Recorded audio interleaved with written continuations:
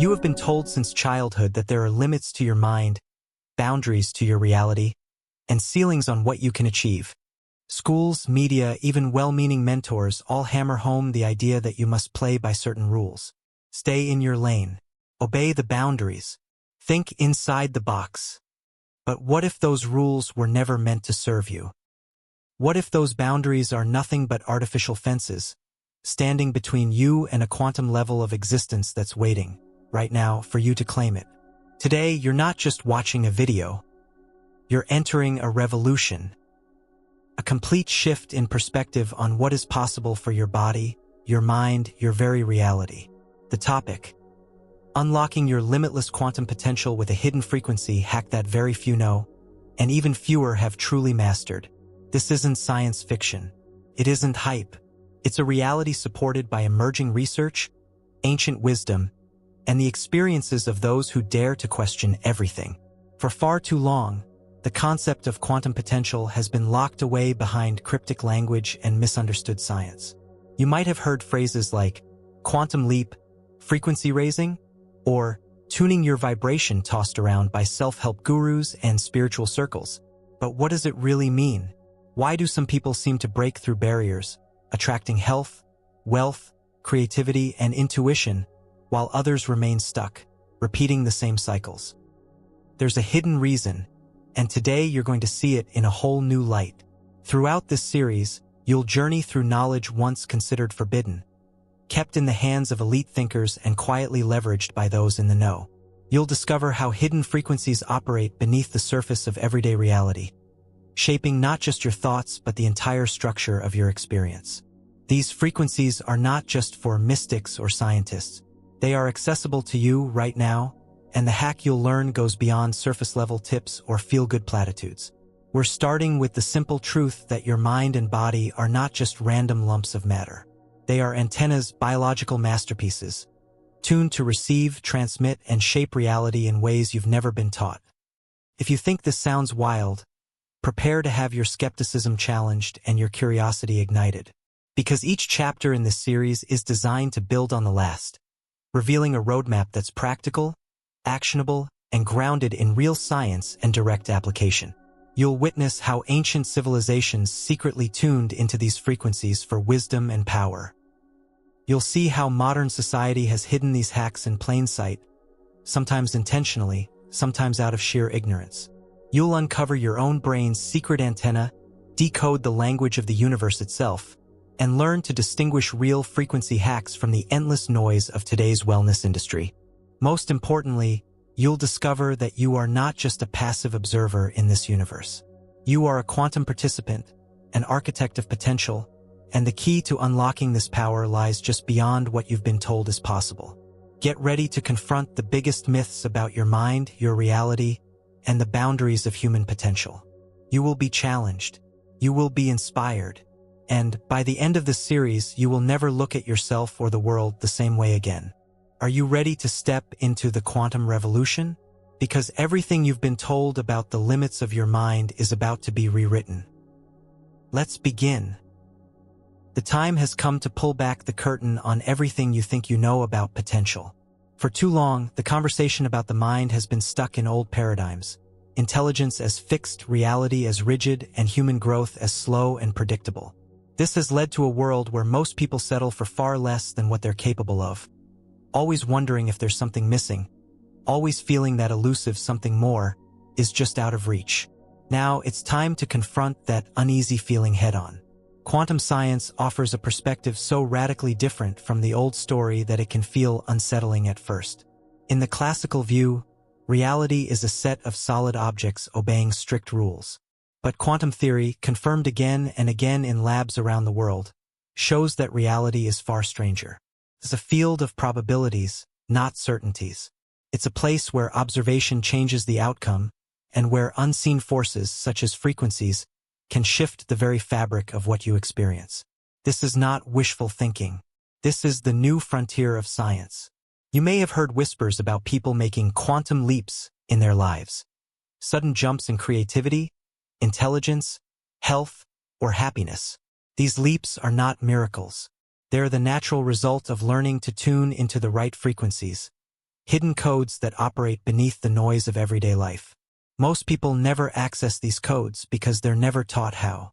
They settle for a reality defined by limits, unaware that the real game is being played on an entirely different field.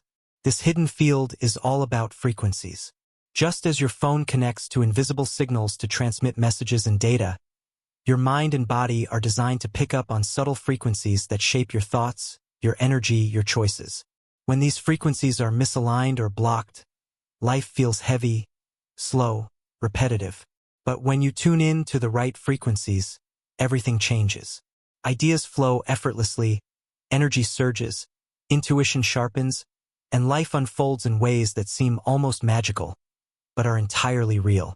Consider this: every breakthrough in history, from the genius of great artists to the insights of top scientists, can be traced back to moments where a hidden frequency was accessed. These moments are not reserved for the lucky few. They are available to anyone willing to question old limitations and tune their mind to what is truly possible. This revolution is not about adding another routine or chasing another self-help trend. It's about recognizing that you are already wired for a quantum level of reality, and that the tools to access it have been hiding in plain sight all along. Over the next chapters, you'll discover these tools, learn how to use them, and see for yourself just how far you can go. The old rules said your mind is limited. The quantum revolution says those limits are illusions, ready to be shattered. You are not here to play small. You are here to unlock a level of power, clarity, and creation that has been waiting for you since the day you were born. Everything changes now. You are no longer a passive participant in your life. You are an active shaper of reality. This is the first step in unraveling the hidden frequencies that could change your life forever. And now that you've opened the door to this quantum revolution, next we will reveal the forbidden science behind limitless potential knowledge that elite thinkers have quietly harnessed, waiting for you to claim as your own. For centuries, those who control knowledge have controlled power. This has always been true, whether it was the gatekeepers of ancient wisdom or the architects of today's scientific dogma. There's a reason certain knowledge remains hidden, tucked away from the masses. The concept of quantum potential is no exception. As we peel back the layers, you're going to see why some of the world's most influential minds have been obsessed with the science you're about to uncover, and why it's been kept out of reach for most. Science, as taught in schools and universities, is built on a foundation of predictability and repeatability. These are useful tools for building bridges and sending rockets into space, but they come with a price. Anything that doesn't fit into this neat, repeatable framework is labeled unproven, speculative, or even forbidden. For a long time, the concept of energy fields, subtle frequencies, and consciousness shaping reality was ridiculed. Those who explored it faced mockery, exile, or worse.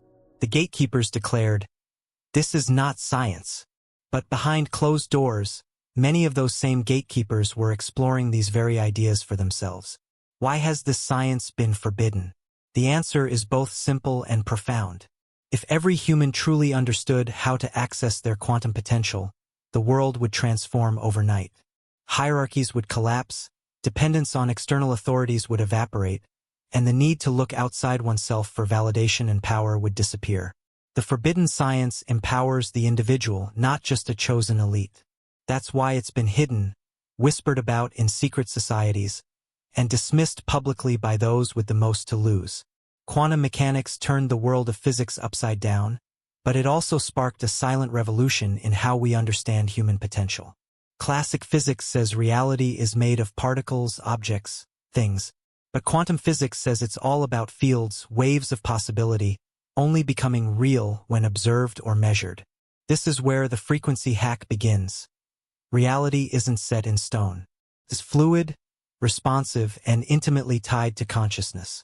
Elite thinkers, those who've achieved the impossible, shifted paradigms, and rewritten the rules, have always tapped into this forbidden science, whether they used the language of quantum fields or simply trusted their intuition.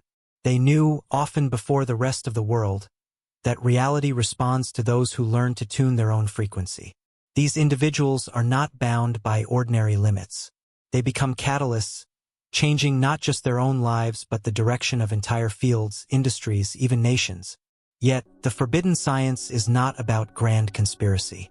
It's about natural law, how things actually work beneath the surface. The quantum field is a field of information, energy, and infinite potential. Your brain, heart, and body are all part of this field, sending and receiving signals constantly, even when you're unaware of it. When you learn to consciously interact with this field, you unlock doors that most people never even see. There's a reason stories of sudden breakthroughs, instant healings, flashes of genius, and uncanny synchronicities follow those who study the hidden science. They are not lucky outliers, they are people who learned, sometimes through trial and error, to tune into a deeper layer of reality. This is the layer where frequency is king. Thoughts, emotions, and intentions don't just influence your personal mood. They ripple out, impacting probability, relationships, and even physical health. The forbidden science has roots in both the laboratory and the temple.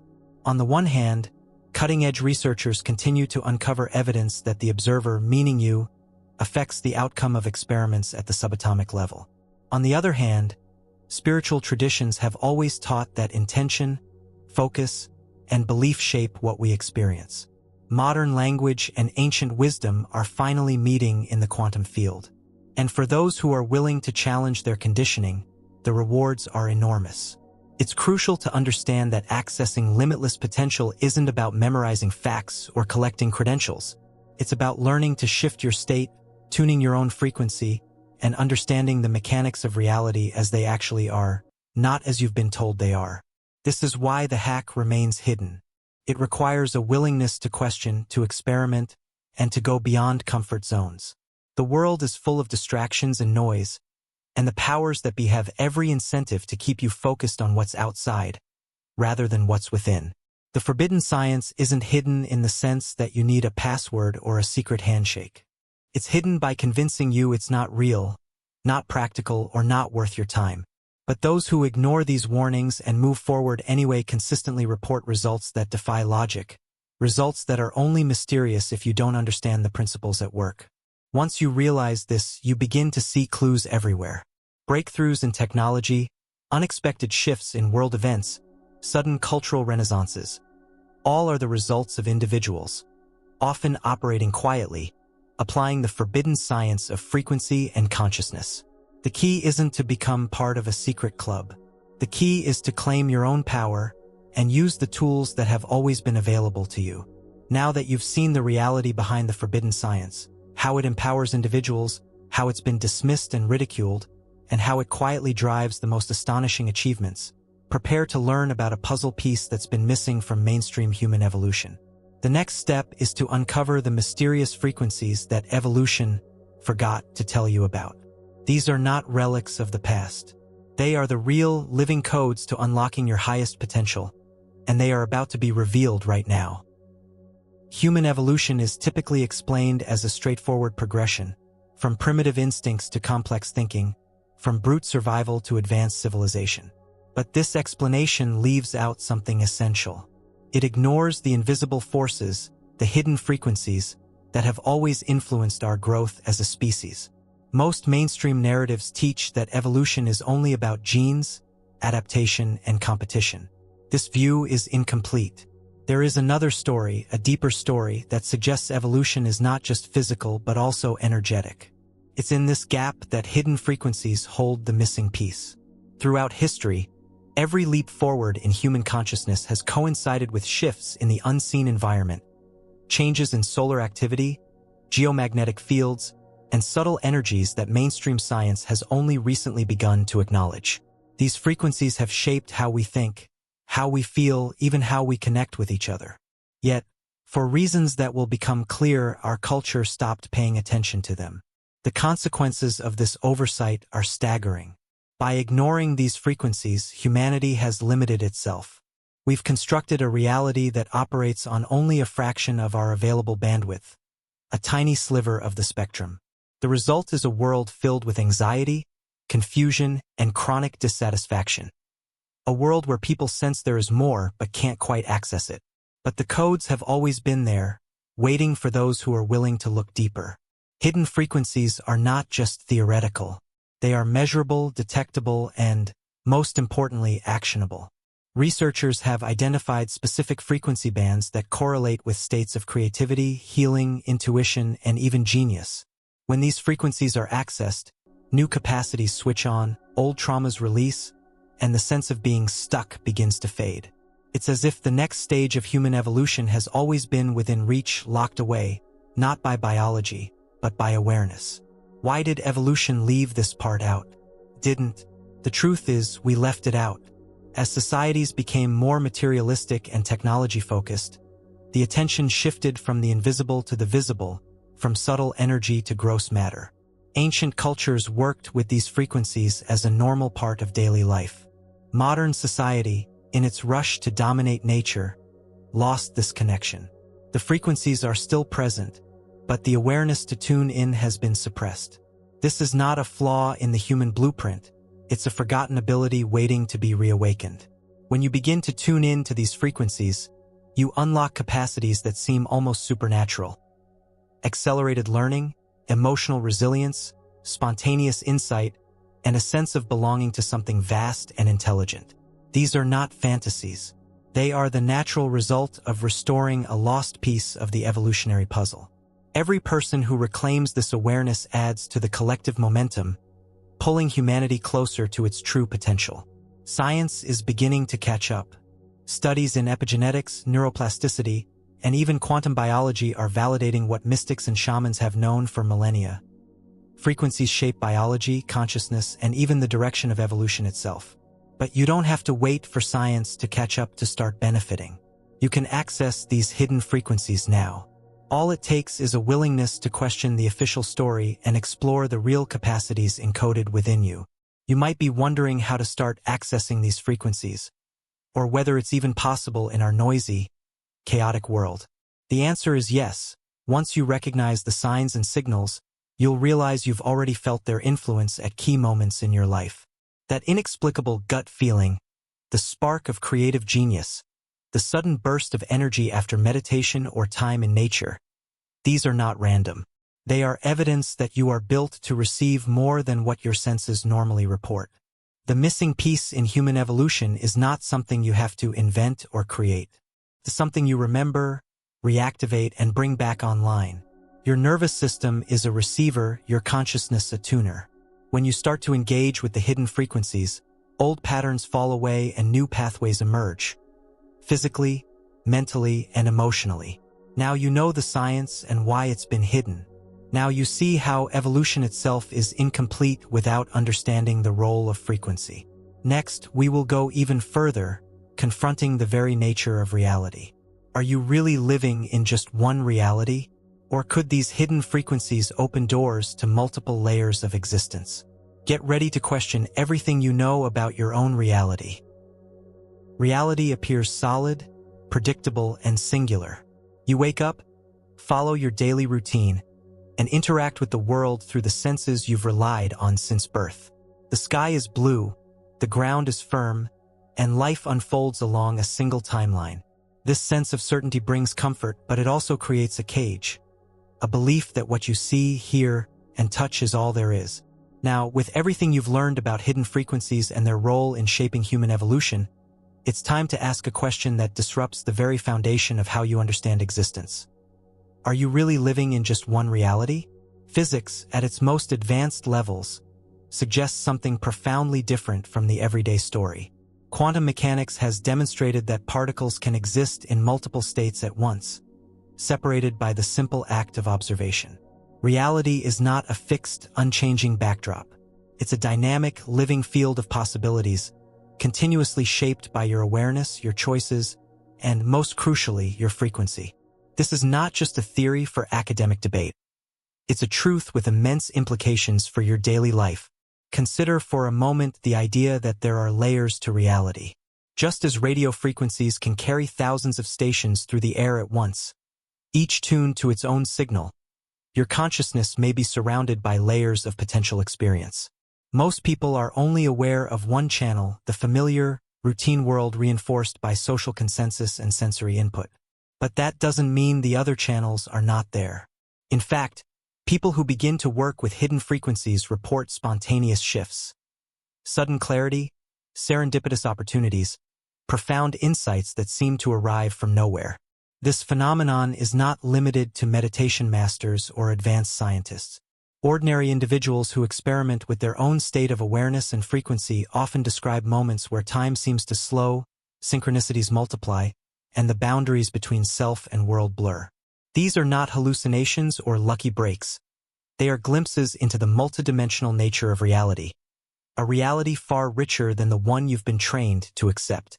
One of the most persistent myths in modern culture is that reality is the same for everyone. In truth, perception creates experience. Two people standing in the same place can have radically different encounters with the world, based on their beliefs, emotions, and, yes, their frequency. This is why some individuals effortlessly attract abundance, opportunities, or creative breakthroughs, while others struggle in cycles of frustration. The difference is not luck. It's the ability to shift between layers of reality by tuning into new frequencies. This concept may seem overwhelming at first, but you already possess the tools to navigate it. Your intuition, your feelings, your inner sense of resonance. All are clues to the existence of parallel realities just waiting to be explored. When you start listening to these signals, rather than dismissing them as random or unimportant, you unlock the possibility of living on a different channel, a reality where limitations dissolve and your true potential emerges. Quantum theory gives you permission to be the creator, not just the observer of your reality. This is not about escaping into fantasy. It's about understanding that the world is far more flexible and responsive than you've been taught. Every thought, every emotion, every belief is a frequency that interacts with the field of possibility, shifting your experience in subtle and profound ways. By learning to consciously shift your frequency, you can step into new versions of reality, ones where your goals, dreams, and desires feel not only possible but inevitable. People who master this process become pioneers in their own lives. They refuse to accept the default reality handed to them by tradition or circumstance. Instead, they experiment, explore, and discover new dimensions of possibility. This is where the journey becomes thrilling, when you realize that the power to shift your world has always been within you. You may have felt glimpses of this already. Moments where time seemed to stand still, when intuition guided you perfectly, or when life unfolded in ways that defied ordinary explanation. These are invitations, signs that you are capable of moving between realities, shaping your path with intention and awareness. The key is learning to trust these moments and cultivate the frequencies that open the doors to more. The next logical question is, who first understood these principles?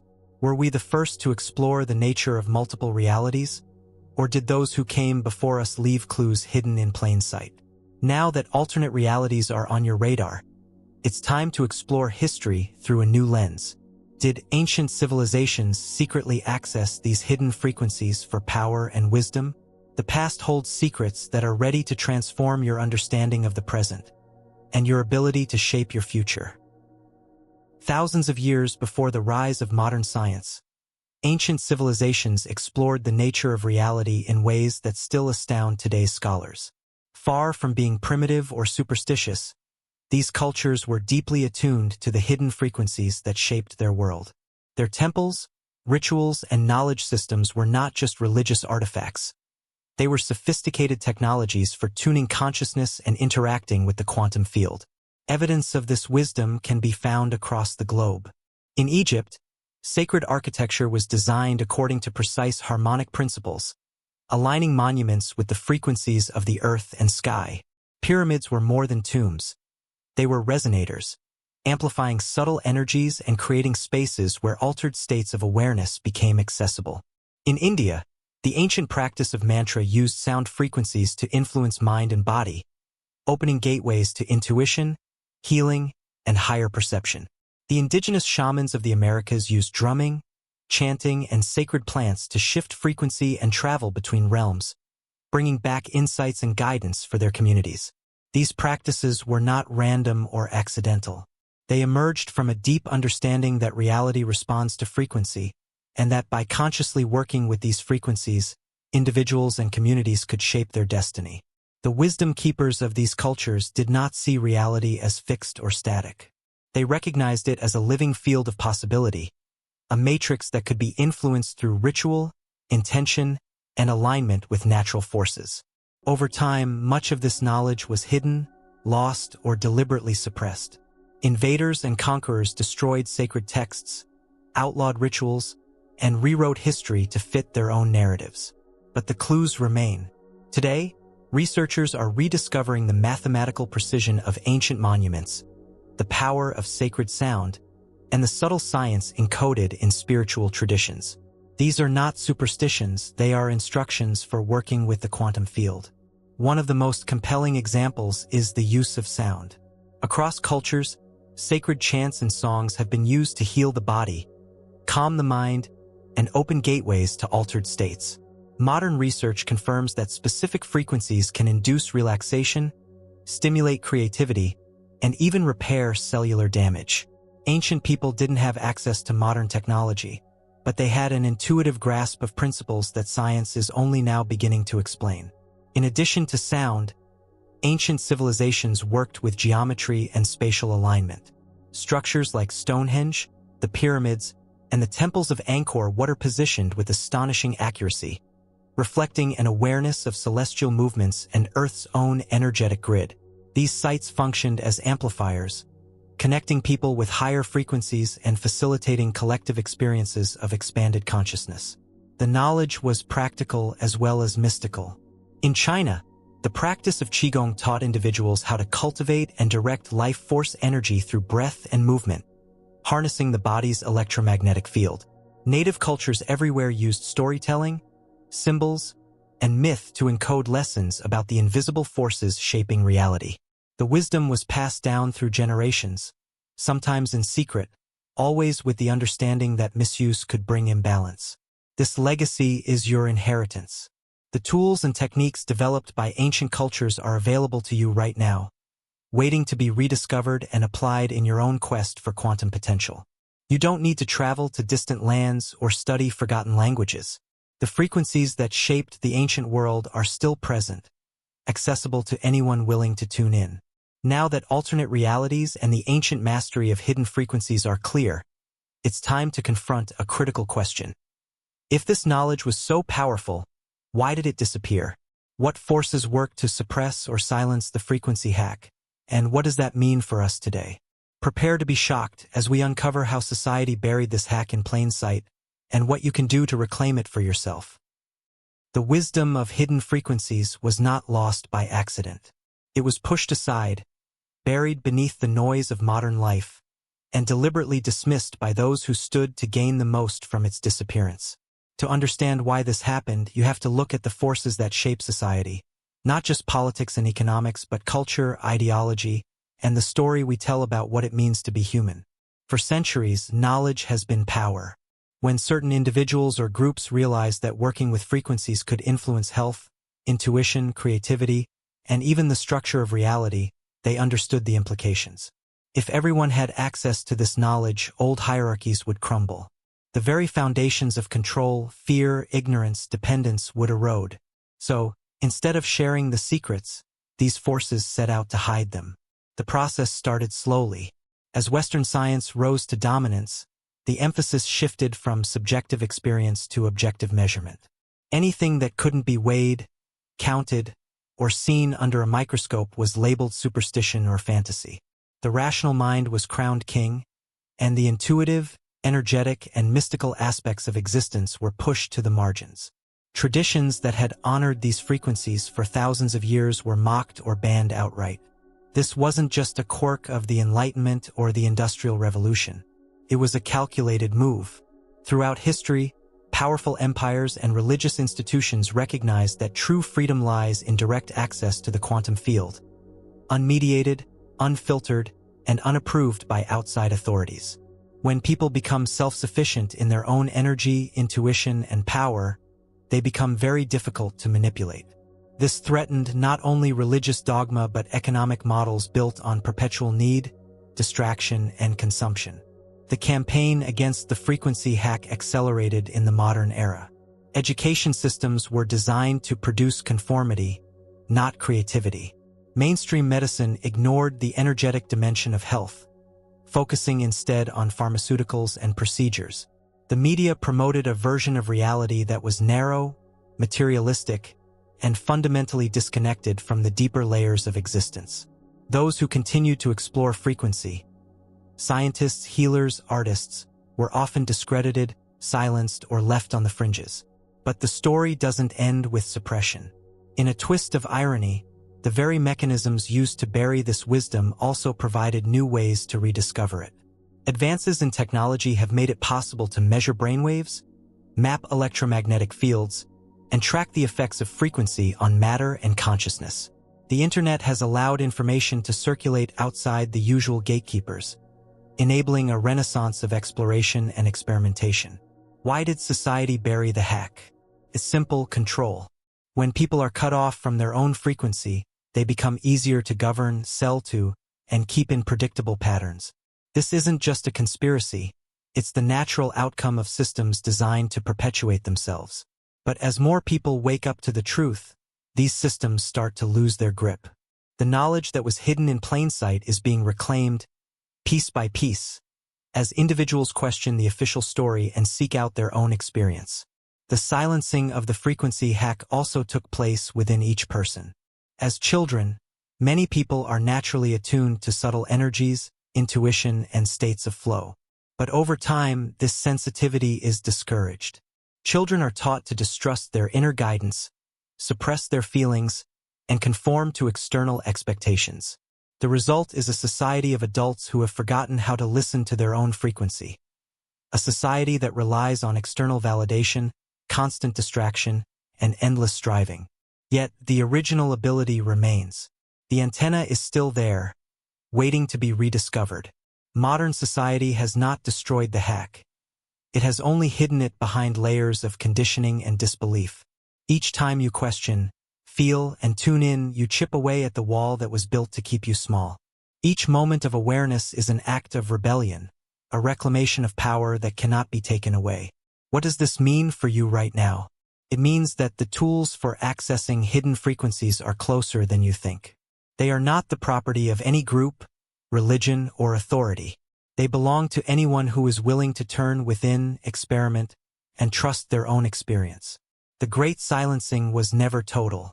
Even in the darkest times, mystics, healers, and innovators kept the flame alive, passing it quietly from one generation to the next.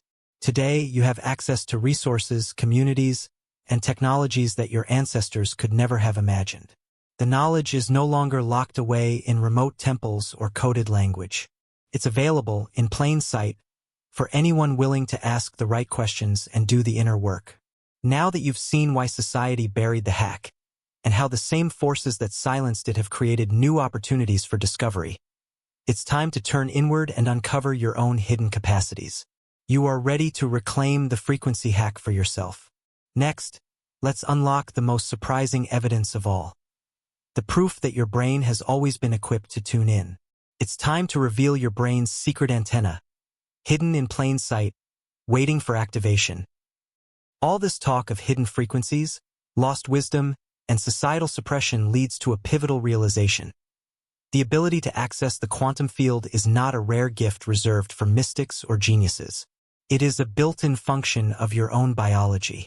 Your brain, that mysterious and complex organ, contains within it a secret antenna, one that has always been waiting to be tuned to the frequencies that shape reality. On the surface, the brain appears to be a sophisticated information processor.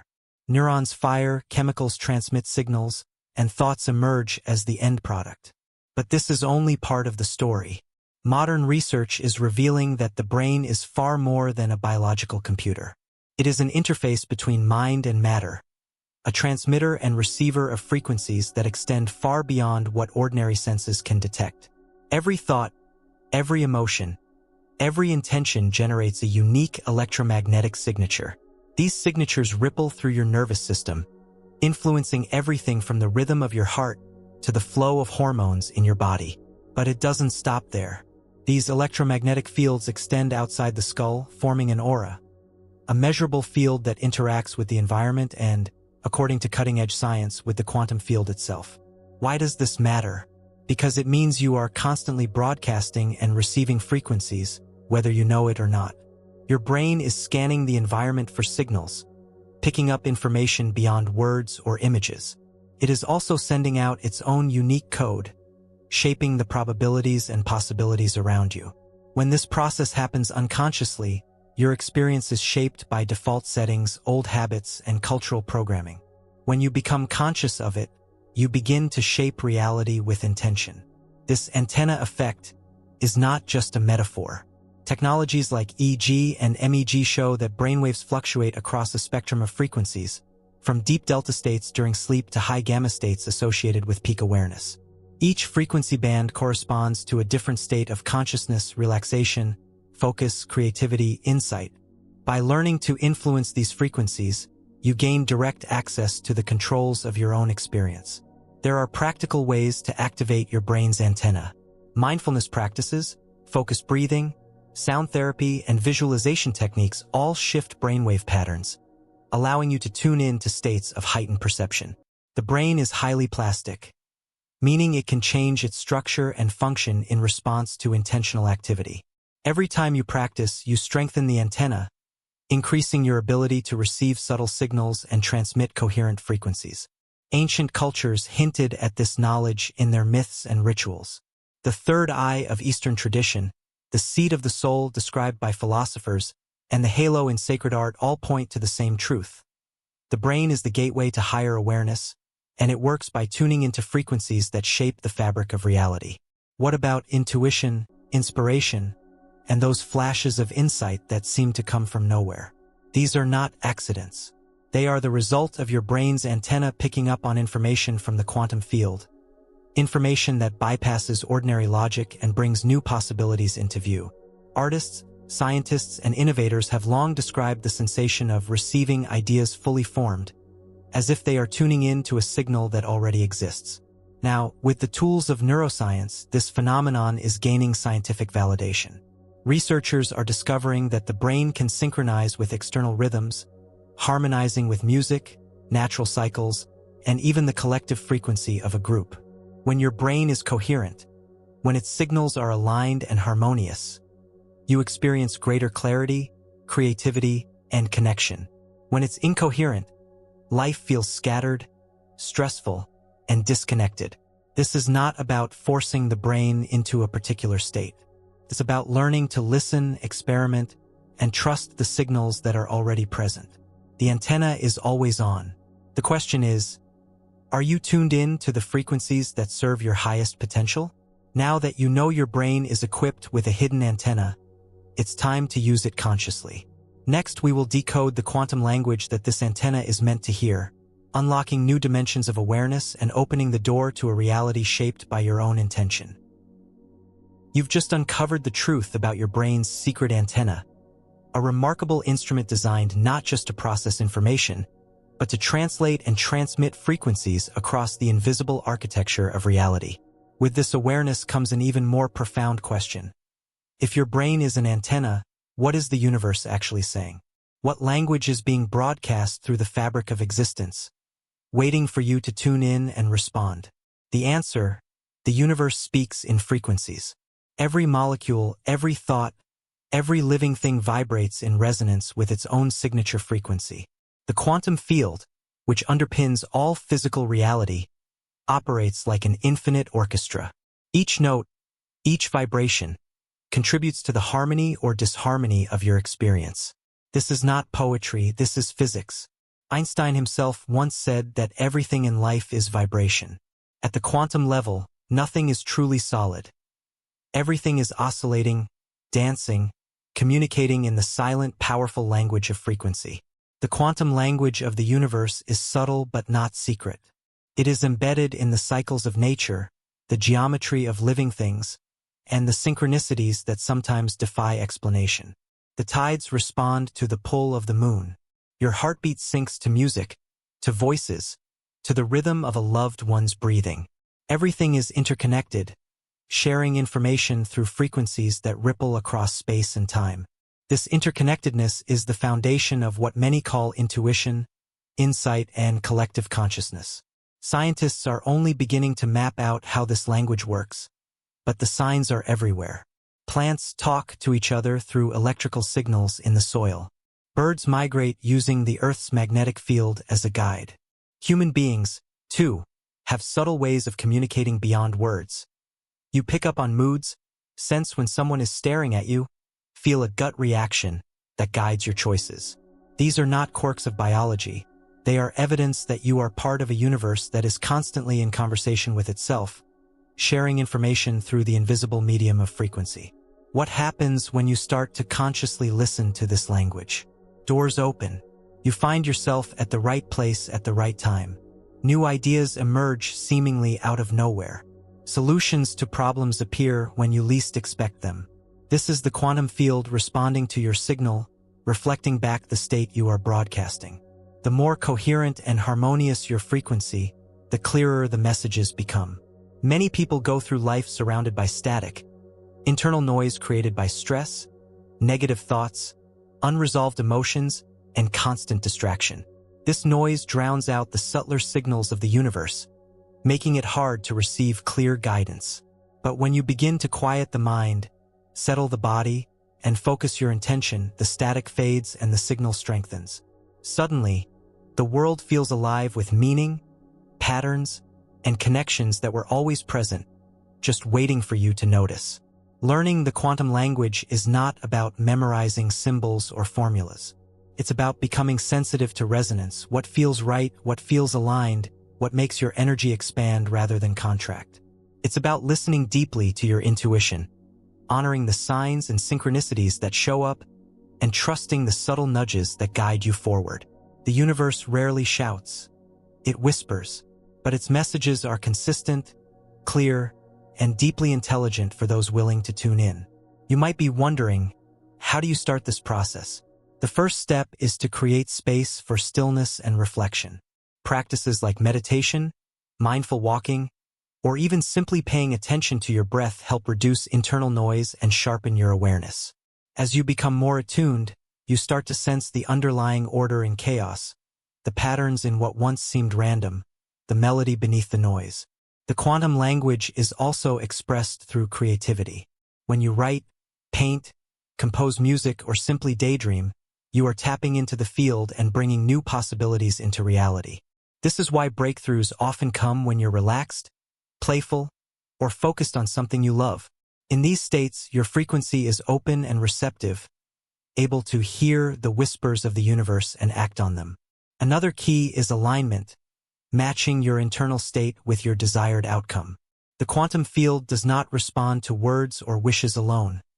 It responds to resonance. When your thoughts, feelings, and actions align with what you truly want, your frequency becomes a powerful magnet for synchronicity and transformation. The clearer and more coherent your signal, the faster reality shifts in response.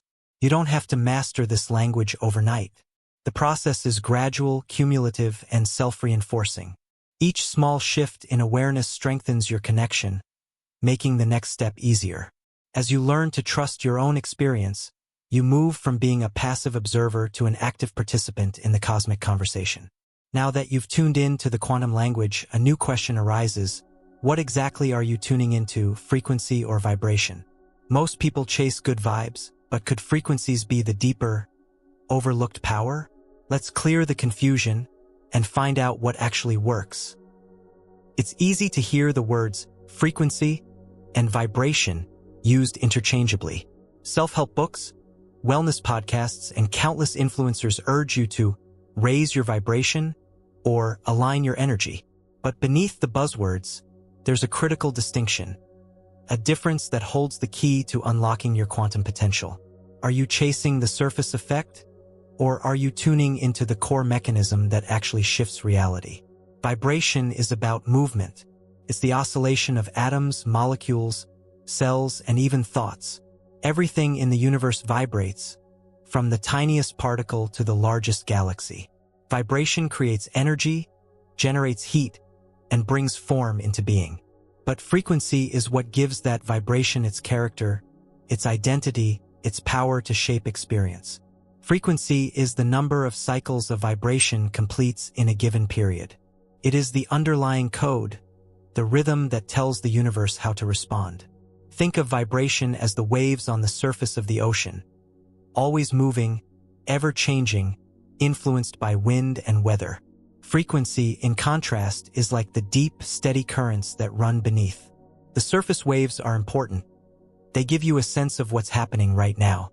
But it's the deep currents, the frequency, that determine the overall flow, direction, and power of your life. When people say, raise your vibration, they often mean shifting from negative emotions to positive ones, from stress to relaxation, from confusion to clarity. This is helpful, but it's only the beginning. Frequency work goes deeper. It's about tuning the entire system, body, mind, and energy, to a coherent, harmonious signal that resonates with the outcomes you desire. This is the real hack. Frequency is the master key, while vibration is one of its many effects. You may have noticed how some people seem to attract success, love, and opportunities without struggle. Their outer actions might look similar to everyone else's, but their inner frequency is different. They have learned, consciously or unconsciously, to tune themselves to the deep current rather than just riding the surface waves. As a result, the universe responds in ways that appear effortless, almost miraculous. This doesn't mean that vibration is unimportant. In fact, your state of vibration can act as a diagnostic tool, letting you know whether your frequency is in alignment or not. When you feel tense, anxious, or stuck, your vibration is out of sync with your desired outcomes. This is a sign to pause, tune inward, and reset your frequency. Practices like sound healing, breathwork, and mindful movement are powerful because they help bring your system back into coherence, aligning your vibration with your chosen frequency. Technology can help here as well. Devices that measure brainwaves, heart rhythms, or electromagnetic fields offer real-time feedback on your state. But remember, the goal is not just to chase numbers or achieve a temporary high. The true transformation happens when you cultivate a stable, high-frequency state that holds regardless of external circumstances. This is where intention comes into play. Frequency responds to your deepest intentions, the silent commitments you make to yourself and the world. When your intention is clear, your frequency stabilizes, and your vibration naturally rises to match. The effects ripple outward, shifting your health, your relationships, your creativity, and even your perception of time. Most people get stuck because they focus on the outer symptoms, not the inner code. They try to fix their mood, force positive thinking, or change their behavior without addressing the frequency that drives it all. This leads to frustration, burnout, and the feeling that nothing ever truly changes. But when you address the frequency, the deep current, everything else follows with much less effort. It's also worth noting that your frequency is not fixed. It changes moment to moment, influenced by your thoughts, your environment, and your connections. The hack is not about achieving some mythical state and staying there forever. It's about developing the awareness and skill to notice when you're out of alignment and return to your chosen frequency quickly and gracefully. Now that you understand the real hack, why frequency, not just vibration, is the key to unlocking quantum potential, it's time to take this power a step further. With the right intention, your thoughts can program reality itself. Let's reveal how intention supercharges your frequency potential and sets the stage for extraordinary breakthroughs. Now that you've discovered why frequency is the deeper force shaping reality, it's time to access the most potent driver behind it: intention. You've likely heard the phrase thoughts become things, but that oversimplification ignores the true mechanics of how intention interacts with the quantum field. Intention isn't just wishing. It's not positive thinking. It's a command sent through frequency, a directed signal that can restructure your experience from the inside out. At the quantum level, reality is probability, not certainty. This means outcomes aren't fixed until an observation collapses them into form. Intention is the act of focusing your consciousness in a way that tells the field, this is the version of reality I choose. When your intention is weak, scattered, or unconscious, the quantum field reflects confusion. When your intention is clear, stable, and emotionally charged, the field organizes itself accordingly. The power of intention lies in its alignment. It's not enough to merely think about what you want. If your frequency is full of doubt, fear, or conflict, the field receives a jumbled message. But when your thoughts, feelings, and energy are all pointing in the same direction, your signal becomes coherent, and coherence is power. This is where intention moves from theory to transformation. There's a scientific basis for this. Researchers studying focused intention have found measurable effects on biological systems, random number generators, and even the structure of water molecules. These aren't isolated anomalies, they're data points suggesting that consciousness, when concentrated with purpose, affects matter.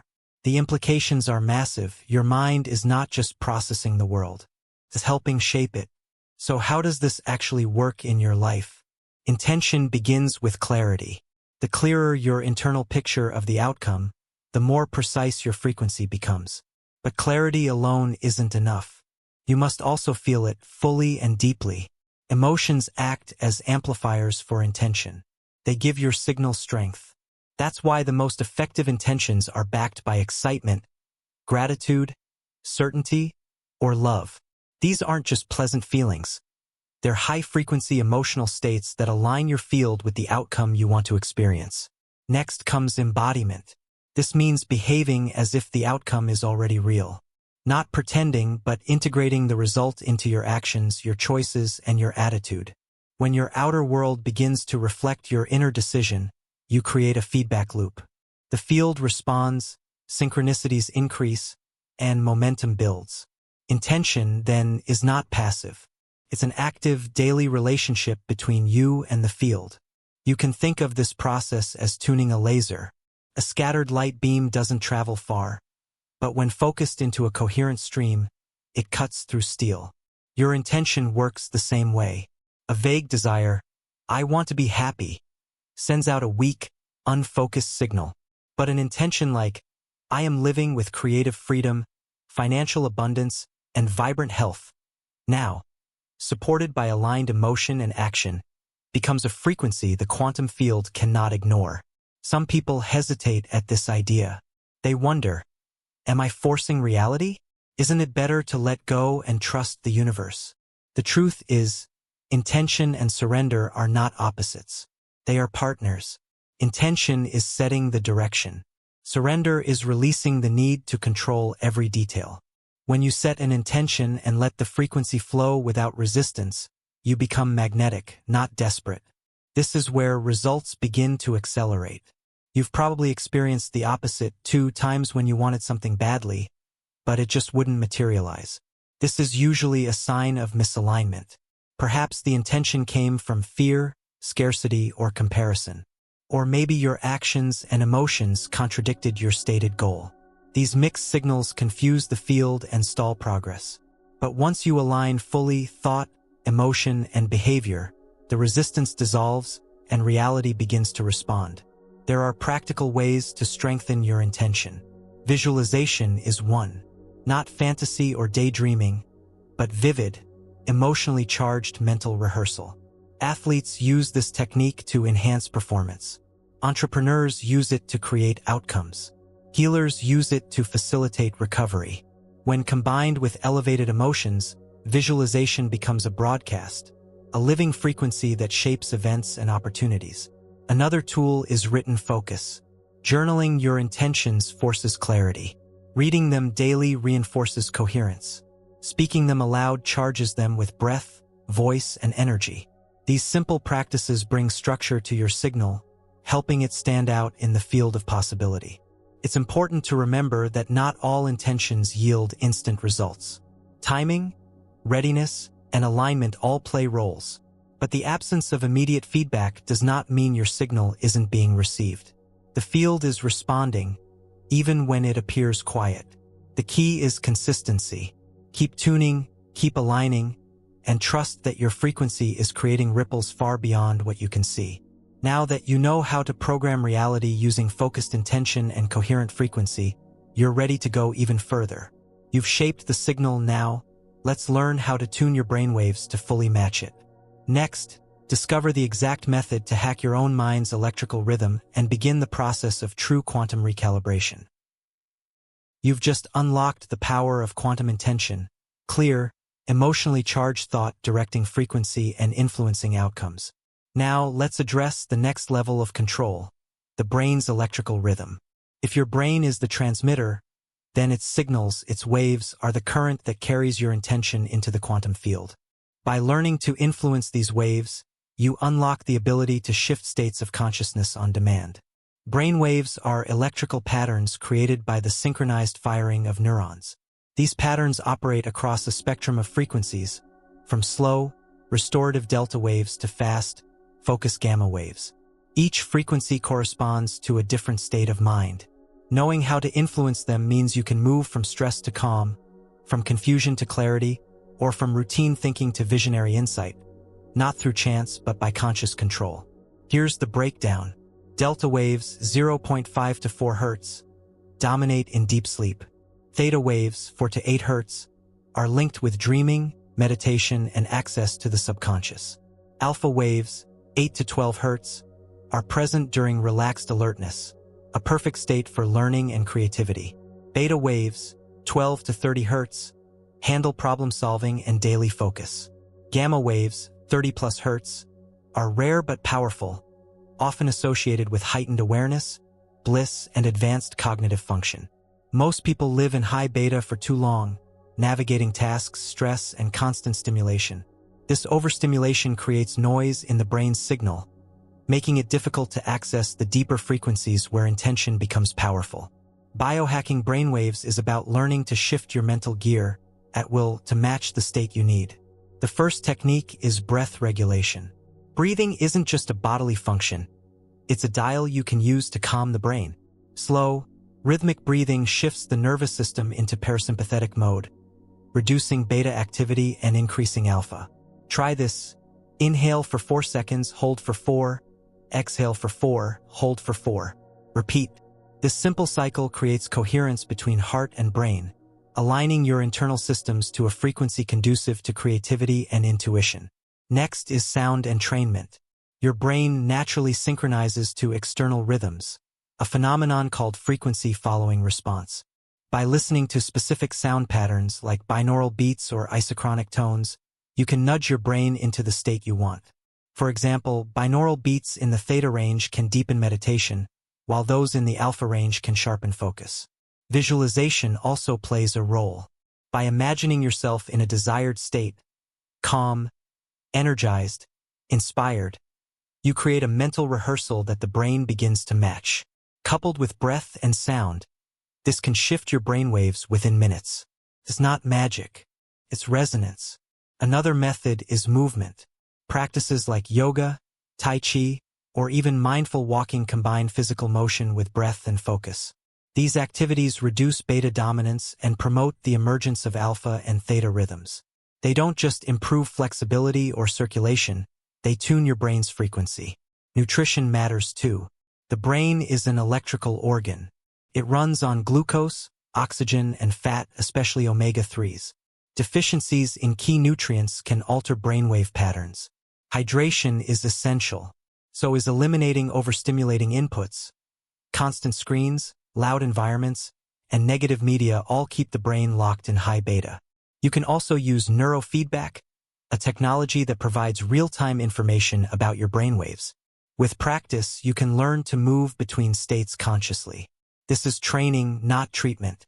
Over time, your brain learns new pathways, creating long-term shifts in how you think, feel, and act. The goal of brainwave biohacking isn't to stay in one state forever. It's to have fluid access across the entire spectrum. Need to focus? Tap into mid-beta. Ready for intuition? Sink into theta. Preparing for deep healing sleep? Drift into delta. Feeling expansive and visionary? Move toward gamma. Your ability to navigate these states is your edge. When your brainwaves are aligned with your intention and your frequency is coherent, the results compound. You no longer work against your own biology. You become an integrated system, mind, body, and energy moving in concert, broadcasting a clear, powerful signal into the field. Now that you've learned to biohack your own brain's rhythm and align it with intention, it's time to explore a deeper frontier: sound. You've tuned your inner frequency. Next, we will explore the secret world of binaural beats and how the right audio can unlock even more powerful states of consciousness.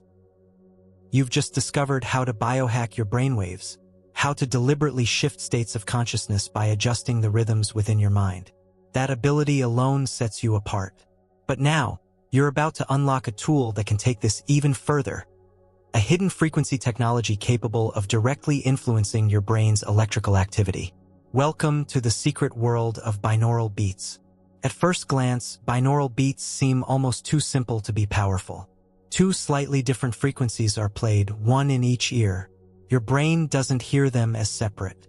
Instead, it perceives a third phantom beat, the mathematical difference between the two. For example, if you hear 210 Hz in one ear and 200 Hz in the other, your brain perceives a 10 Hz beat. That 10 Hz beat isn't actually there, but your brain aligns to it anyway. This internal synchronization, called the frequency-following response, causes your brainwaves to shift toward the desired frequency range. This is the gateway. This is the hack. You can deliberately entrain your brain to states of focus, relaxation, deep sleep, even high-level problem-solving, without needing external stimulants or hours of mental discipline. Just sound. Ancient traditions knew this intuitively. Ritual drumming, chanting, and harmonic singing weren't just spiritual expressions. They were technologies for altering consciousness. Today, binaural beats offer a modern, accessible version of the same principle, backed by neuroscience and verified in labs. Different frequencies target different states. Delta beats, 0.5 to 4 Hz, help induce deep, restorative sleep. Theta beats, 4 to 8 Hz, open the doorway to intuition, emotional release, and creative problem-solving. Alpha beats, 8 to 12 Hz, promote calm focus and mental clarity. Beta beats, 12 to 30 Hz, boost alertness and engagement. Gamma beats, 30 plus Hz, unlock heightened awareness and even spiritual insight. The application is practical and immediate. Struggling to concentrate? Put on a beta frequency binaural beat. Want to tap into subconscious wisdom? Try theta. Preparing for sleep? Delta will guide your brain into rest mode without medication. This is frequency as medicine. Frequency as performance enhancer. Frequency as an evolutionary tool. But like any tool, its power depends on how you use it. Listening passively without intention might produce mild relaxation. But when paired with a clear focus, elevated emotion, or visualization, binaural beats become transformative. They amplify what you bring to them. They are catalysts, not crutches. It's important to know that not all binaural beats are equal. Many apps and audiophiles claim to use this technology, but few are engineered properly. Authentic binaural beats require precise frequency calibration, stereo separation, and quality headphone use. Without these, you're not getting the neurological entrainment, only surface-level sound. Here's how to tell if you're using a real, effective track.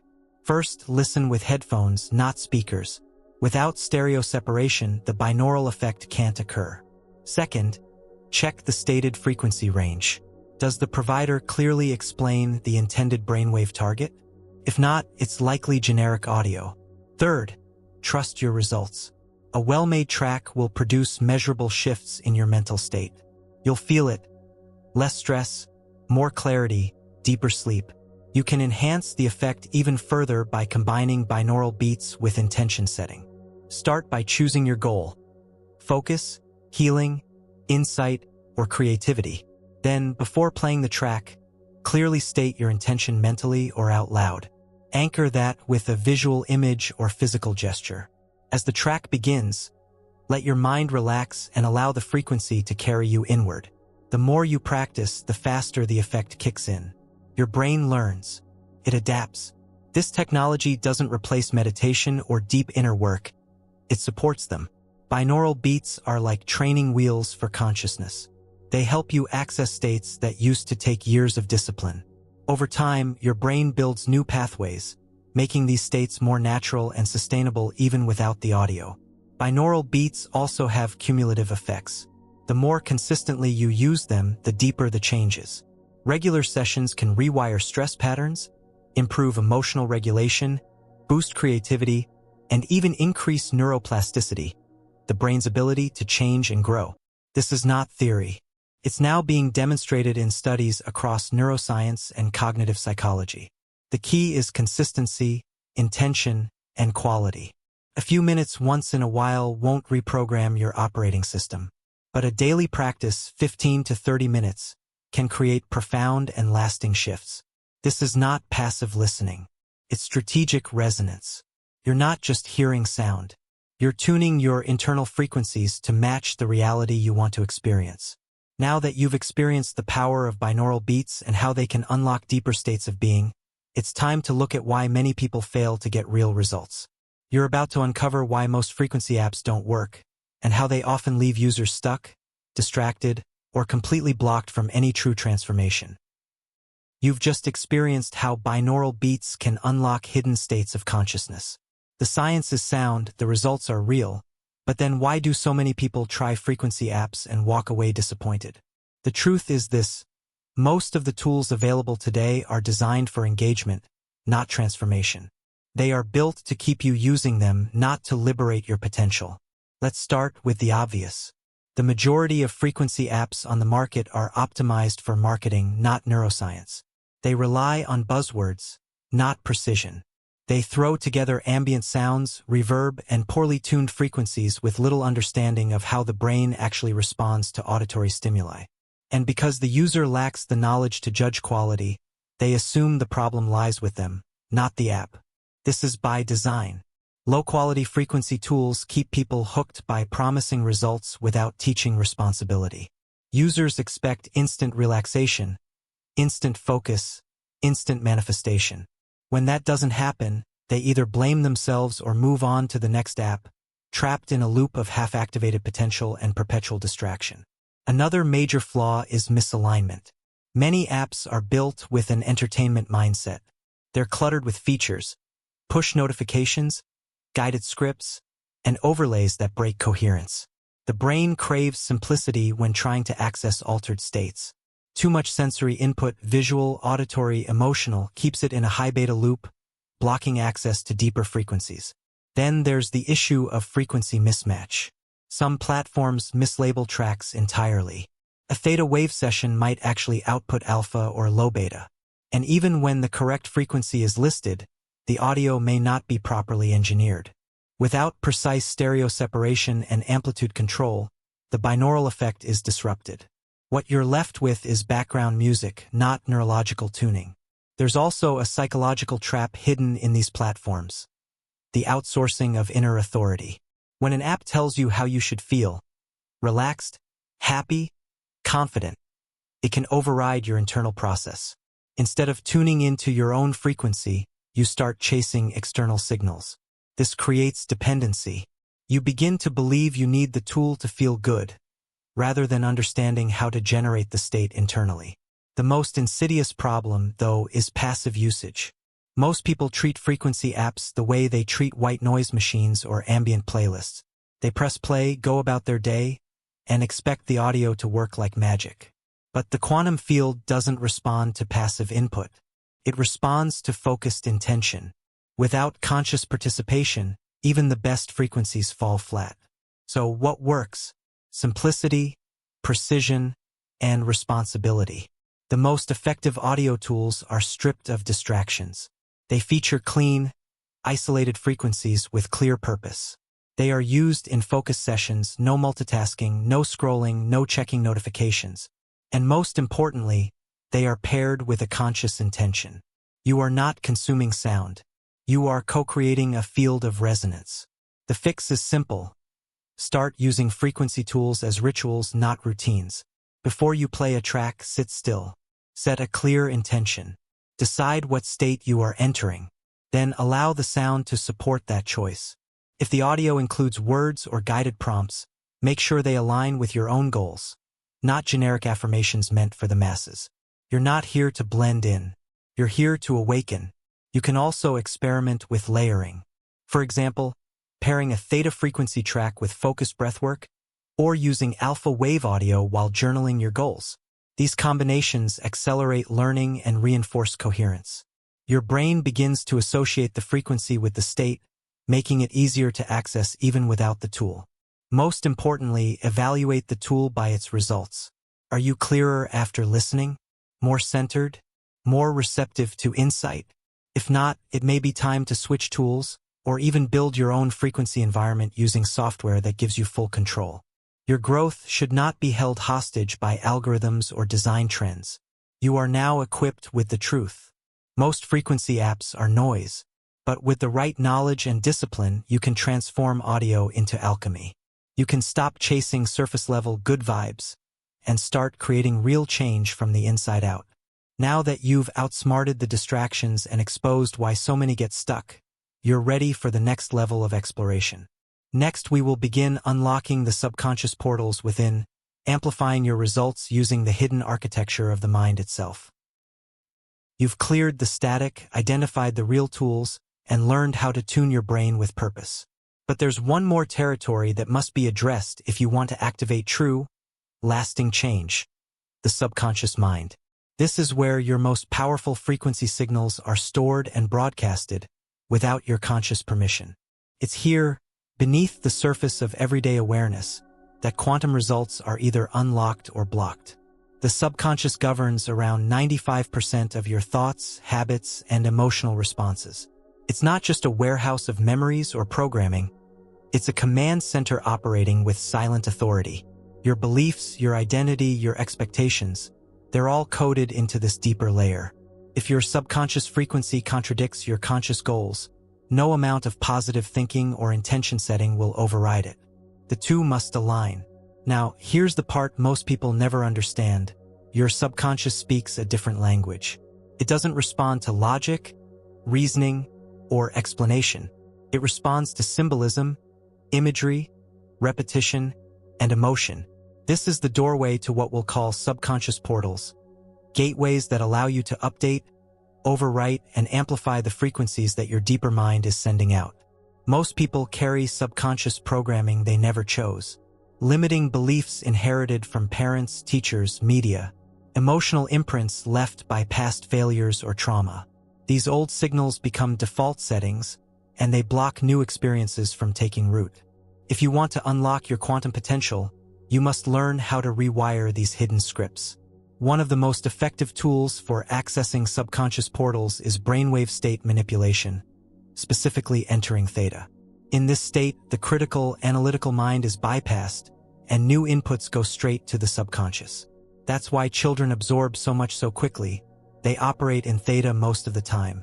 You can return to this state deliberately through breathwork, guided visualization, binaural beats, or deep meditation.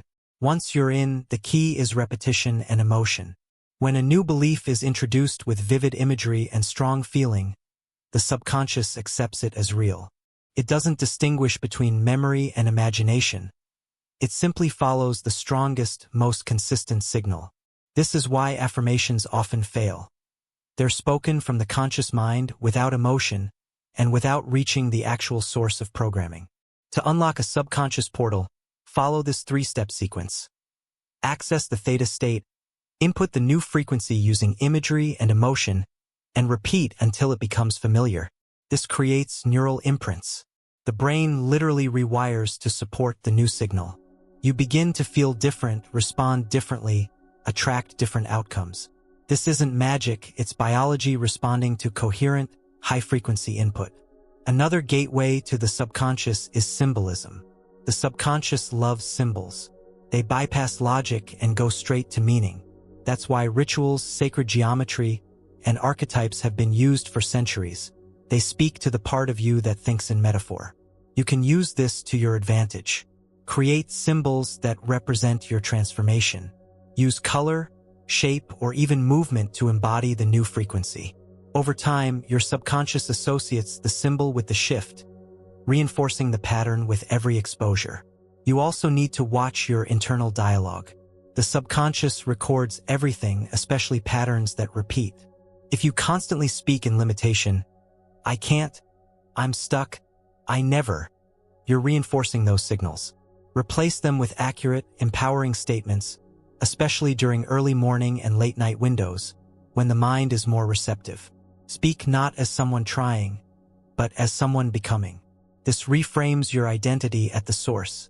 Dreams are another powerful portal. They often reflect unresolved subconscious content. Keep a dream journal. Look for symbols, themes, emotions that recur. These are the clues to your inner programming. You can even begin lucid dreaming, becoming aware during sleep, and insert new intentions directly into the subconscious space. This practice isn't fantasy. It's a recognized method of subconscious reconditioning used by pioneers in both psychology and consciousness research. Let's not forget emotional clearing. Emotions are energy in motion. When repressed, they lodge in the body and broadcast low-frequency signals through the subconscious. Techniques like somatic release, EFT, emotional freedom technique, or energy work can release these blocks and clear space for new frequencies to take hold. Emotional release isn't about reliving trauma. It's about extracting the energy so your system can recalibrate. The final piece is patience. Subconscious transformation happens through repetition and resonance. You won't overwrite decades of programming in one session, but with consistent work, you'll feel the shifts. Suddenly, fear gives way to calm. Doubt yields to clarity. Doors begin to open that were previously invisible. You'll no longer be forcing outcomes. You'll be receiving them because your entire system is finally broadcasting the right frequency. Now that you've accessed the subconscious and begun rewriting the hidden code of your reality, the next phase is inevitable. With these portals unlocked, the field becomes responsive. So, can you now manifest reality on demand? Let's explore the truth about quantum manifestation, what really works, and what's pure hype. You've learned to access and rewire your subconscious, the silent source of the signals that shape your experience. Now, the question naturally arises, can you use this internal alignment to manifest external reality? Can your thoughts truly create your circumstances? The concept of manifestation has been diluted by overuse and misinformation, but underneath the fluff is a principle that's not only real, it's scientifically grounded. Quantum manifestation is not about wishing, hoping, or pretending. It's not about writing things in a notebook and waiting for the universe to respond. It's about shifting frequency, your true signal, so consistently and completely that the field around you begins to reflect it. Manifestation isn't a trick. It's a response. At the quantum level, the field of potential contains infinite versions of reality. Every outcome you can imagine already exists as a possibility. What determines which version you experience? Alignment, not just what you want, but who you are while wanting it. This is where most people get stuck. They think about their desires from a state of lack. They ask for wealth while feeling scarcity. They visualize love while feeling unworthy. This creates interference, not coherence. True manifestation begins with embodiment. You must become the frequency of what you're calling in. Not temporarily, not when it's easy, but as your default state. That doesn't mean pretending. It means developing the emotional and energetic baseline of someone who already has the outcome. This is the magnetism the field responds to. Here's how it works. You begin with clarity. Not just "I want more money," but a detailed picture of the experience, the emotion, and the meaning behind it. Then you activate that state within through breath, visualization, and body language. You stay in it until your nervous system believes it's real.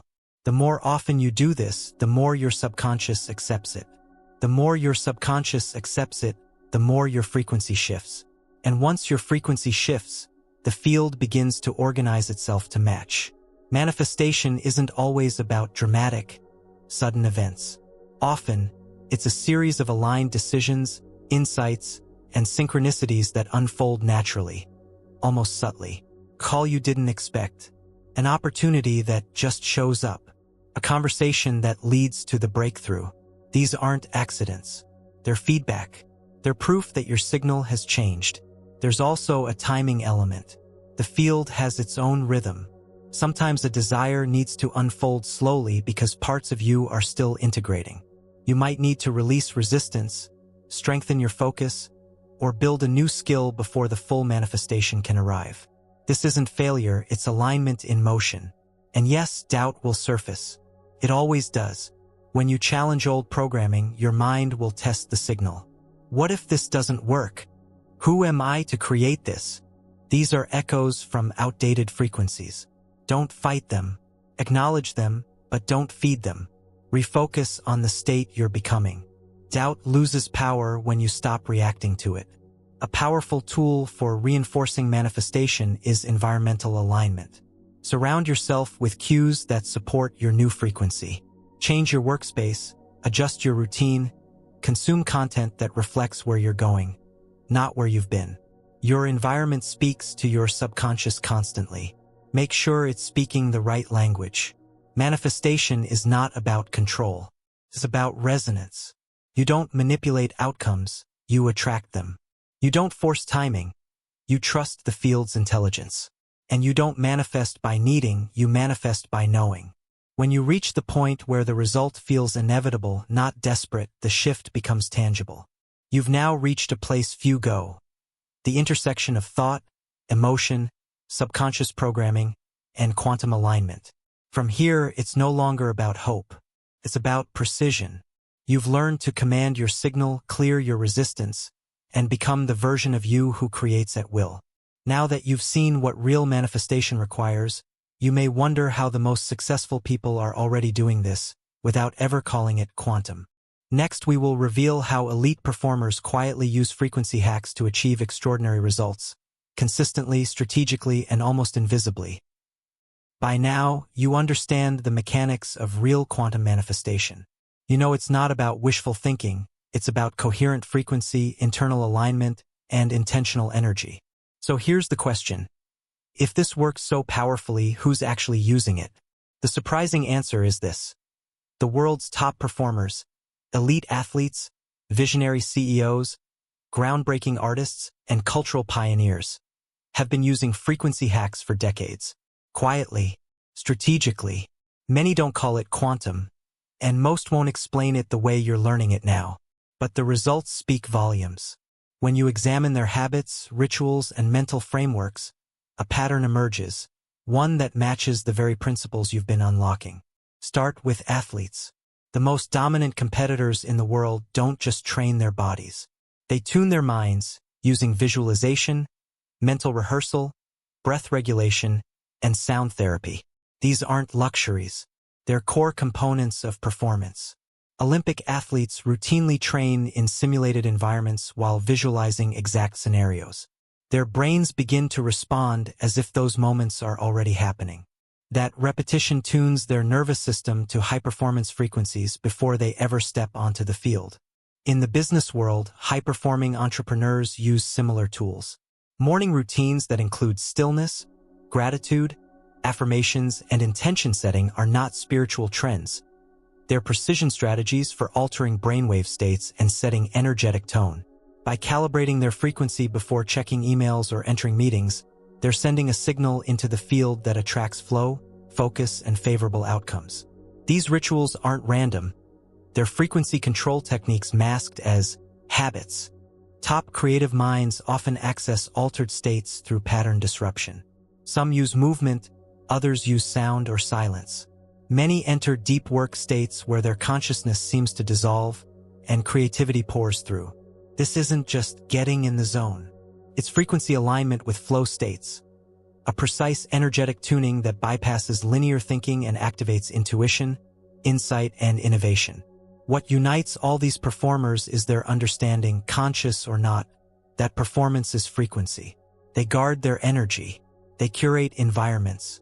They're ruthless about inputs, food, information, people, because they know everything affects signal quality. When their energy is clean, clear, and elevated, results follow. When it's scattered or reactive, things break down. Here's what's even more interesting. Many of them learn these techniques through trial and error. They may not use terms like theta access or field alignment, but they describe the results in similar ways. I just knew. It all clicked. I could feel it before it happened. These are markers of subconscious frequency control, unconscious mastery that you now have the language and tools to make deliberate. Frequency hacking isn't limited to performance moments. It's deeply woven into the preparation phase. Elite individuals often design energetic on-ramps, rituals, or pre-performance sequences that entrain them into the desired state. This could be breath work, a specific playlist, mantras, even smells or lighting. These cues signal the subconscious. It's time to activate a particular frequency. The brain complies. The body follows. Another hidden tactic? Pattern priming. Successful people script their outcomes internally before they happen. They don't just react to situations, they pre-code their energetic posture. A CEO entering negotiations has already rehearsed not only the dialogue but the energy. A musician about to perform has preceded the frequency of receptivity into the audience's field through intention. These invisible practices shape results before a single action is taken. There's also the principle of identity frequency. Elite performers think from the identity they want to embody, not the one they're currently in. They don't wait for results to validate the shift. They become the new frequency first. A visionary doesn't hope for inspiration. They identify as a creative force. A leader doesn't hope to be respected. They radiate presence before recognition arrives. This is frequency embodiment. It accelerates outcomes by collapsing the time delay between who you are and who you're becoming. These individuals also protect their downtime. Recovery, rest, and solitude are not breaks. They're recalibration. During these phases, brainwaves shift into lower frequencies that promote integration, insight, and regeneration. That's why silence, nature, and sleep are non-negotiables. They clear the static, reset the signal, and make space for the next wave of focused output. If you're not seeing consistent performance in your own life, chances are the issue isn't knowledge. It's frequency disruption. Too many inputs, too little intentional tuning, inconsistent rituals, passive rather than active use of tools. The good news? Now that you know what to look for, you can reverse it. You can start building your own high-performance frequency ecosystem. You already have the tools. You understand how to calibrate your intention, engage your brainwaves, and program the subconscious. Now it's about using them deliberately, consistently, and strategically, just like elite performers do. They're not waiting for the perfect mood or external permission. They're crafting internal conditions that command results. You can do the same. Start each day with a frequency calibration. Choose your signal. Amplify it with breath, movement, and emotion. Reinforce it with clear intentions. Eliminate noise. Then step into your tasks from a state of alignment. The difference will be unmistakable. You won't just perform better, you'll feel like you're creating reality from the inside out. And this leads directly into one of the most elusive and sought-after states: flow. Now that you've seen how the top 1% use frequency to accelerate results, next we will unlock the secret to sustained genius by revealing the hidden link between frequency and the elusive flow state. Everyone talks about it. Athletes chase it. Artists crave it. Entrepreneurs call it their edge. Flow state, those moments where time vanishes, thought becomes action, and everything clicks. It's the holy grail of performance. But very few understand what actually triggers it, and even fewer can enter it on command. That ends now. The flow state isn't random. It's not mystical.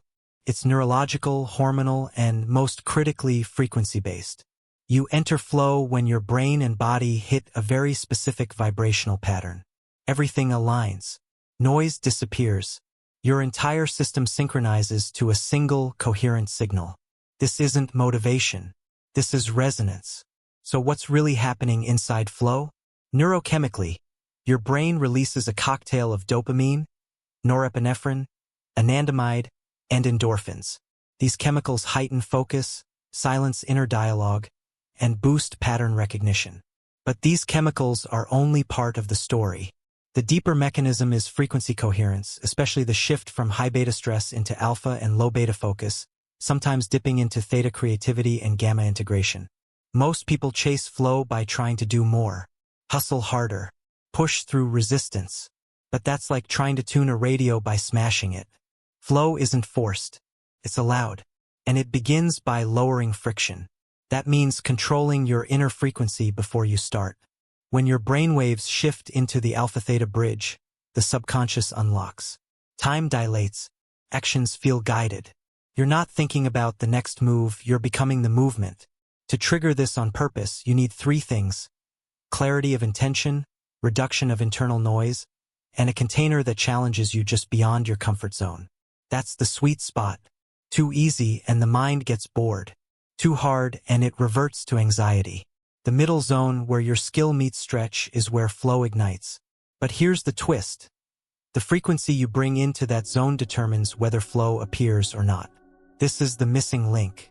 People prepare for peak performance physically or strategically, but they neglect frequency. They try to focus through distraction. They seek clarity in chaos. It doesn't work. The brain can't enter flow when locked in high beta. You have to downshift, create space internally for coherence. This is where pre-flow rituals matter. Breath work, sound, visualization, stillness. Each one is a tuning fork. Once flow begins, your system takes over. Movement becomes fluid. Ideas cascade. Fear drops away, but you can't cling to it. The more you chase flow, the more elusive it becomes. Instead, learn to create the conditions and let flow be the natural consequence of frequency alignment. Another key is reducing post-flow sabotage. Often, people have peak experiences and then crash mentally or emotionally. This is because the nervous system doesn't know how to stabilize the new frequency. You must learn to integrate. After flow, ground yourself. Hydrate, reflect, breathe slowly. Let the body absorb the experience. Then prepare for the next wave. You can also anchor flow. Choose a sound, movement, or symbol that you associate with the state. Each time you're in flow, activate that anchor. Over time, it becomes a trigger. The brain remembers. The body follows. You're training your system to access flow like a switch, not a surprise. Now that you understand how frequency is the doorway to flow, you'll stop chasing it as a myth and start using it as a method. You'll realize that genius isn't reserved for the few. It's a frequency that anyone can cultivate with consistency. And this unlocks your next frontier. If flow is about immersion, then what lies just beyond it is focus, sustained, unwavering attention. You've tasted peak performance. Next, we will show you how to unleash superhuman focus by mastering the very frequencies that once made distraction feel inevitable. You've experienced the flow state. You now understand that it isn't magic. It's resonance. But what happens when you want more than a temporary state? What if you could lock in razor-sharp focus on demand, not for minutes, but for hours? This isn't about motivation. This is about mastering the frequencies that make sustained attention feel effortless. You're not just chasing mental clarity. You're learning how to unleash superhuman focus. Let's be clear. Focus is not about trying harder. It's about eliminating interference. The modern world bombards you with distractions designed to hijack your attention. Notifications, background noise, scattered priorities, they fragment your mind and scatter your energy. Most people live in a loop of partial engagement, never fully present, never fully immersed. Their focus isn't weak, it's just misdirected. If you want to reclaim it, you need to understand how frequency determines attention. Focus thrives in low beta and mid beta brainwave states, zones where alertness is active but not strained. In these states, the mind is neither too relaxed nor too reactive. It's in balance, coherent, directed. But to sustain that coherence, your internal signal must be clear. That means tuning your frequency deliberately before you sit down to work, create, or perform. The first key is environment. Every object, sound, and color in your space emits a frequency. If your surroundings are cluttered, noisy, or chaotic, your mind absorbs that noise, even if you try to ignore it. Superhuman focus starts with deliberate design. Clean, quiet, intentional spaces allow your frequency to stabilize. Sensory harmony reinforces mental harmony. Next comes preparation. Just like elite athletes warm up their bodies, you must warm up your mind. The most effective way?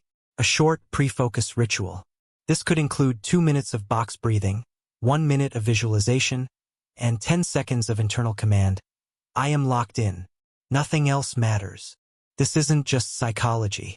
It's a neurological signal that shifts your brainwaves into alignment. Then you eliminate all incoming distractions.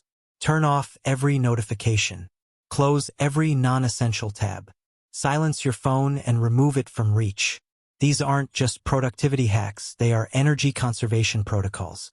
Every alert, every vibration, every flicker of motion competes for your bandwidth. You don't just lose seconds, you lose frequency coherence. And that's what breaks focus. Now you set a timer, but not to track time, to create a sacred container. Choose a block, 20, 40, or 60 minutes. Commit to it. During this time, your only job is to stay immersed in the task. This is frequency discipline. You are training your brain to stay aligned with one signal. Over time, the signal strengthens. Focus becomes your baseline, not your exception. Here's what most people get wrong. They try to concentrate while resisting distractions. That drains energy. The key is not resisting, it's replacing. When you focus fully on one thing, everything else fades. Your attention doesn't get stronger. It becomes cleaner, sharper, like a laser instead of a flashlight. Another powerful tool is sound. Specific frequencies, particularly in the alpha and low beta ranges, can enhance sustained attention. Use background tones or ambient audio that matches your desired brainwave state. But be careful, lyrics, fast tempos, or music with emotional association can break immersion. Choose audio that supports the signal, not competes with it. You also need to fuel your focus. The brain runs on oxygen, glucose, and water. Dehydration alone can drop focus by 10 to 15%. So can poor blood sugar regulation. Eat light, clean meals. Stay hydrated. Move your body every hour. These aren't side notes. They're signal optimization protocols. If you want to level up even further, train your focus like a muscle. Start small. Commit to one deep work session per day. Then build. Add a second. Then a longer one. Track your results, not just in productivity but in energy after the session. True focus leaves you energized, not drained. Why? Because you're operating in coherence, not resistance. Now let's address the enemy of focus: multitasking. Every time you switch tasks, your brain shifts frequencies. This creates signal fragmentation. It takes time to recover, usually 15 to 20 minutes. That's not just inefficiency. That's a complete disruption of neural alignment. Stop switching. Start finishing. Reinforce your progress with a closing ritual. When you end a focus session, take 1 minute to acknowledge the win. Breathe, reflect, reground. This closes the frequency loop. It tells your system, this work mattered. Over time, your brain starts looking forward to these sessions. You build trust with yourself, and focus becomes natural. You're not training yourself to work harder. You're training yourself to tune better, to maintain signal integrity, to honor the frequency of presence, which is the birthplace of all power, creation, and clarity. You've now built the foundation of attention mastery. But focus by itself is not enough. There's another layer beneath it: emotions. Because no matter how well you can focus, unresolved emotional frequencies will still sabotage your growth. Now that you've trained the mind, next we will explore how to rewire your emotional blueprint using the same quantum principles. Now that you've gained control of your attention and can maintain coherent focus, it's time to unlock the next level of frequency mastery: your emotional state. Because underneath every thought, beneath every intention and action, is an emotional blueprint. It's the silent pattern dictating how you feel, how you react, and what you attract. If your emotional signal is outdated, fragmented, or unresolved, it doesn't matter how clear your goals are, your frequency will remain conflicted. Emotion is not weakness. It's not noise. It's energy. And it's one of the most potent frequency signals you emit. Every emotion has a measurable vibrational signature. Gratitude, love, joy, these emit high-frequency, expansive energy. Shame, guilt, fear, these emit low-frequency, constrictive energy. You're not being punished for feeling bad. You're simply emitting a signal that the field reflects back through circumstance, thought, and perception. To shift your external reality, you must address your emotional code. You must rewire the signal from the source. And that begins with emotional awareness. Most people are not emotionally aware. They're emotionally reactive. They don't feel, they react, suppress, judge, or escape. These unprocessed patterns get stored in the nervous system, looping in the subconscious, and broadcasting frequency without conscious control.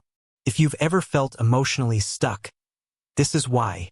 The same signal keeps repeating because it was never updated. Here's the shift. Emotion is not a block. It's a message, a feedback loop from the field. Anxiety isn't just a problem.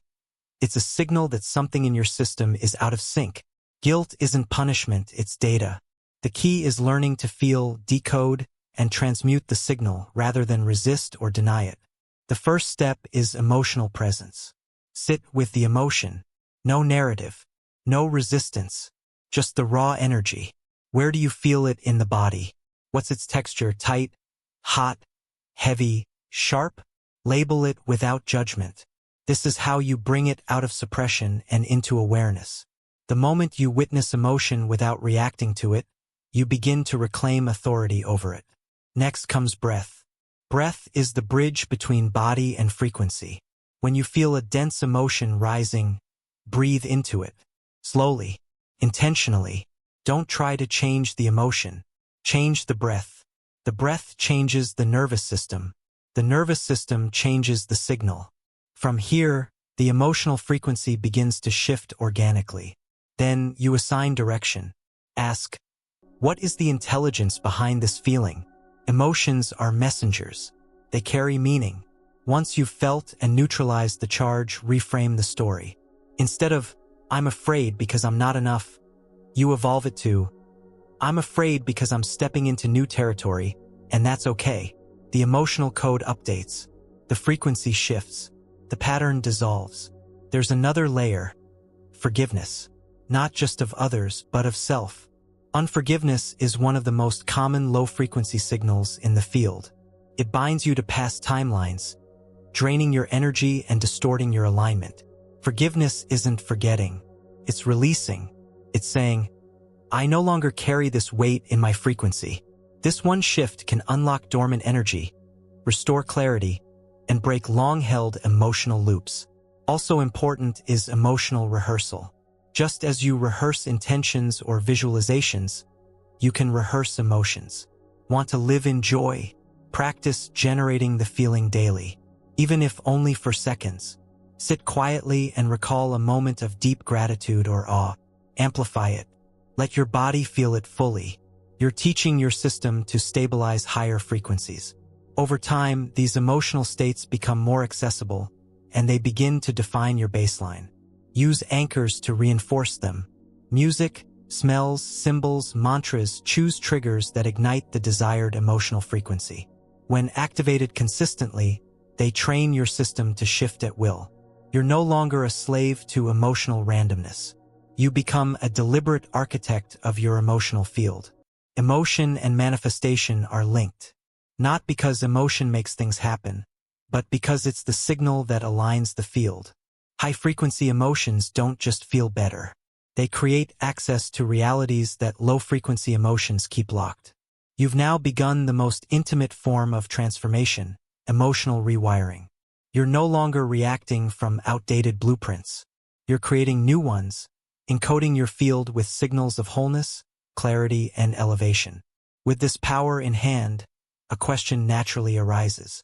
Can frequency-based emotion not only shift the mind but actually impact the body? You've mastered emotion. Now, next we will confront one of the biggest frontiers. Can frequencies truly heal the physical body? Or is that just fantasy?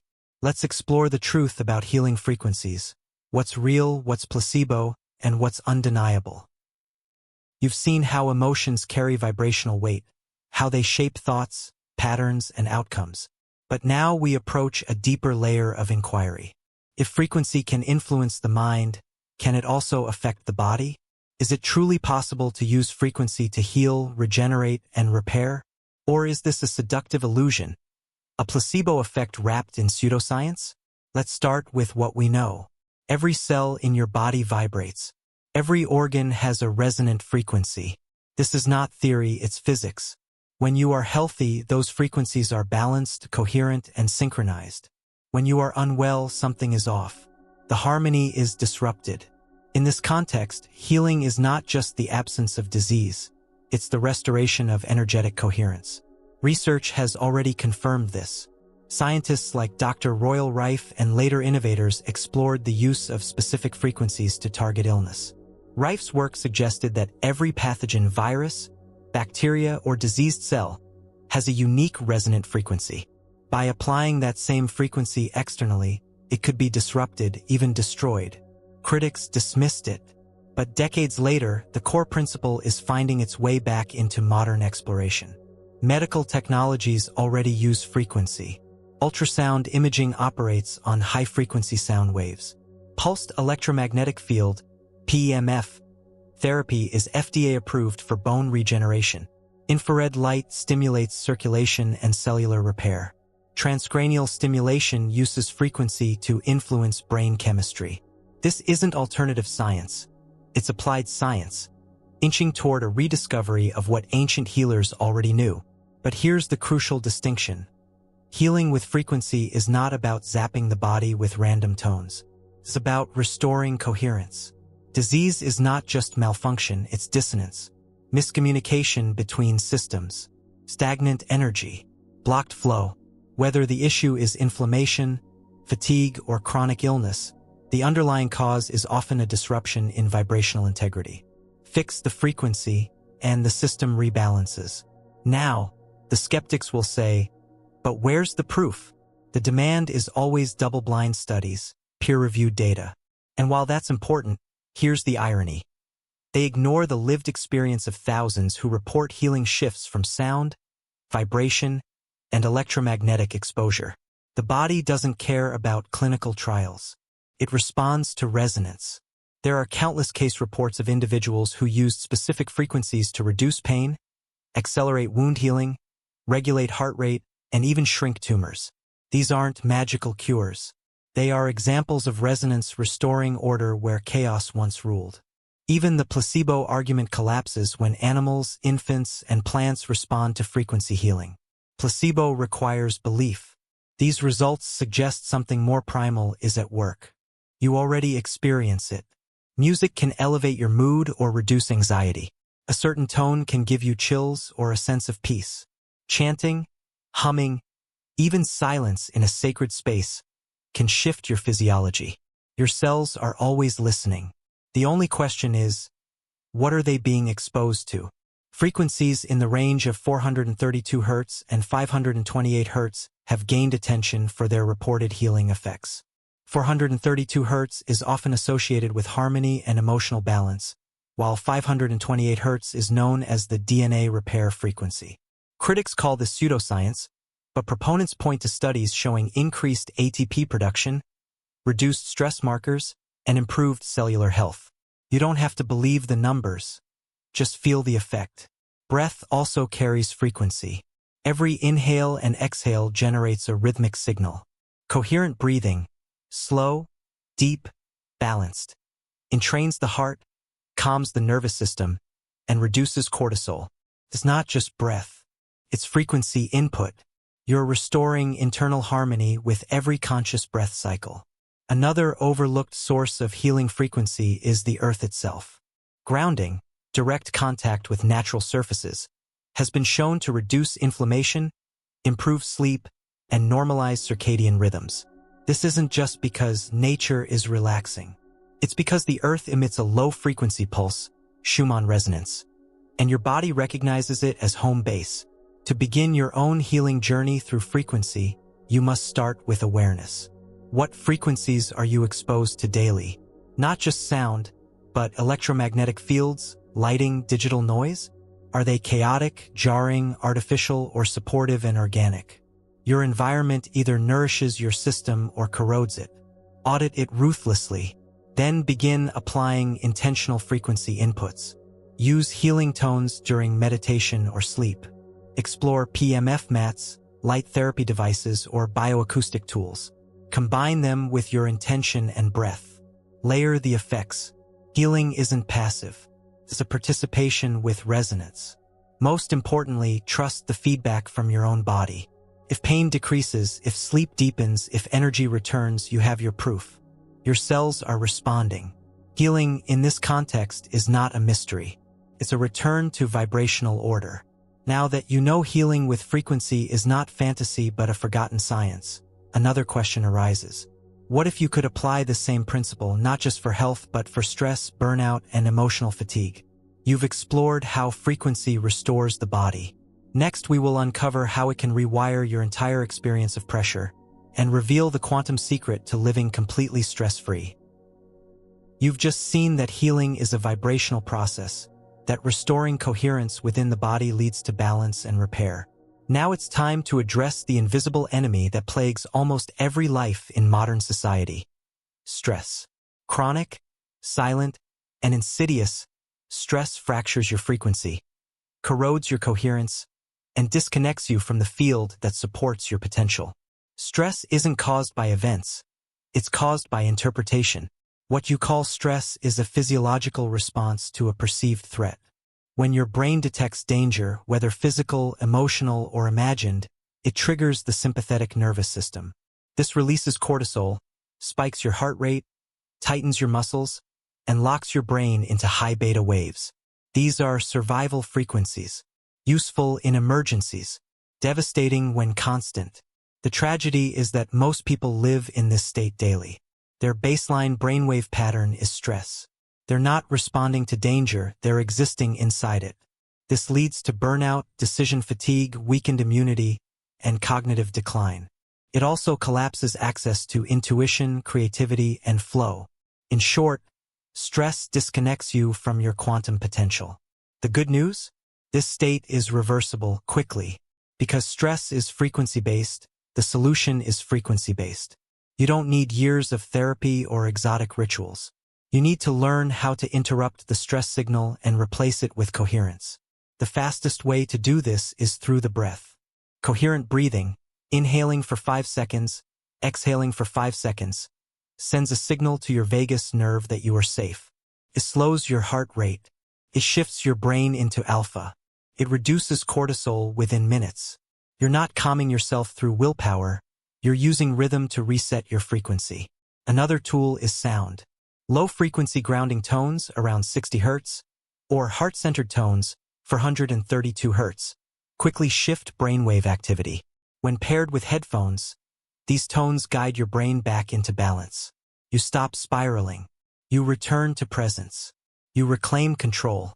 Stillness is another frequency stabilizer. Just 5 minutes of stillness, no input, no reaction, no scrolling, can reverse stress signals. The nervous system craves safety. Stillness is proof that the danger has passed. Most people fear stillness because it brings up what they've been avoiding. But that discomfort is the static leaving your system. Then there's coherence anchoring. This is where you train your system to associate specific movements, phrases, or postures with a relaxed state. Over time, these become triggers. A specific breath, a phrase like, "I return to peace," a hand over the heart. When repeated, these become energetic keys that reset your signal within seconds. You've created a shortcut, a backdoor out of stress. You also need to reframe your perception of pressure. Stress thrives in narratives like, "I don't have time," "This isn't fair," or "I'm not ready." Each of these is a frequency. When repeated, they become default settings. The hack? Recode the narrative.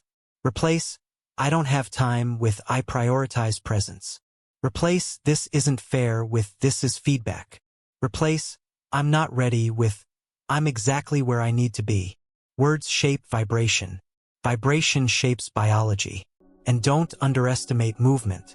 Conscious physical movement, yoga, walking, shaking, dancing, breaks up stagnant frequencies. Emotions like fear and overwhelm get stored in tissue. Moving with intention releases that charge. You're not just getting exercise. You're discharging the static that stress leaves behind. You must also reduce digital noise. Screens, alerts, blue light, social comparison, each one is a stress amplifier. Every time you check your phone unconsciously, you spike cortisol. Every time you scroll mindlessly, you fragment focus. The solution isn't quitting technology. It's using it deliberately. Check in, don't check out. The final piece is energetic boundaries. Stress isn't just internal, it's absorbed. If you're surrounded by chaotic people, loud spaces, or environments full of urgency and fear, you will carry those frequencies. Learn to recognize when the stress you feel isn't yours. Clear it, breathe, ground, reset. Your field is sovereign, but only if you protect it. You are not meant to live in high alert mode. Your natural state is calm alertness, clear energy, present mind. When you maintain this frequency, stress becomes a signal, not a sentence. A message, not a master. You now understand how to stop reacting to stress and start repatterning it at the source. You've learned how to use breath, sound, thought, movement, and space to restore inner peace. And in doing so, you've reclaimed a frequency that most people never experience consistently. Now that you've released internal pressure and stabilized your energy, you're ready for a massive upgrade. What happens when you take this calm, clear signal and tune it toward abundance? Next, we will explore the frequencies that unlock wealth, not just money, but the full spectrum of prosperity. You've reclaimed focus, healed emotional disruptions, and released stress at the frequency level. Now you're prepared to approach one of the most misunderstood and magnetically charged topics in the quantum realm: wealth. Not in the narrow sense of just money, but in the energetic sense of true prosperity. Resources, opportunities, flow, access, expansion.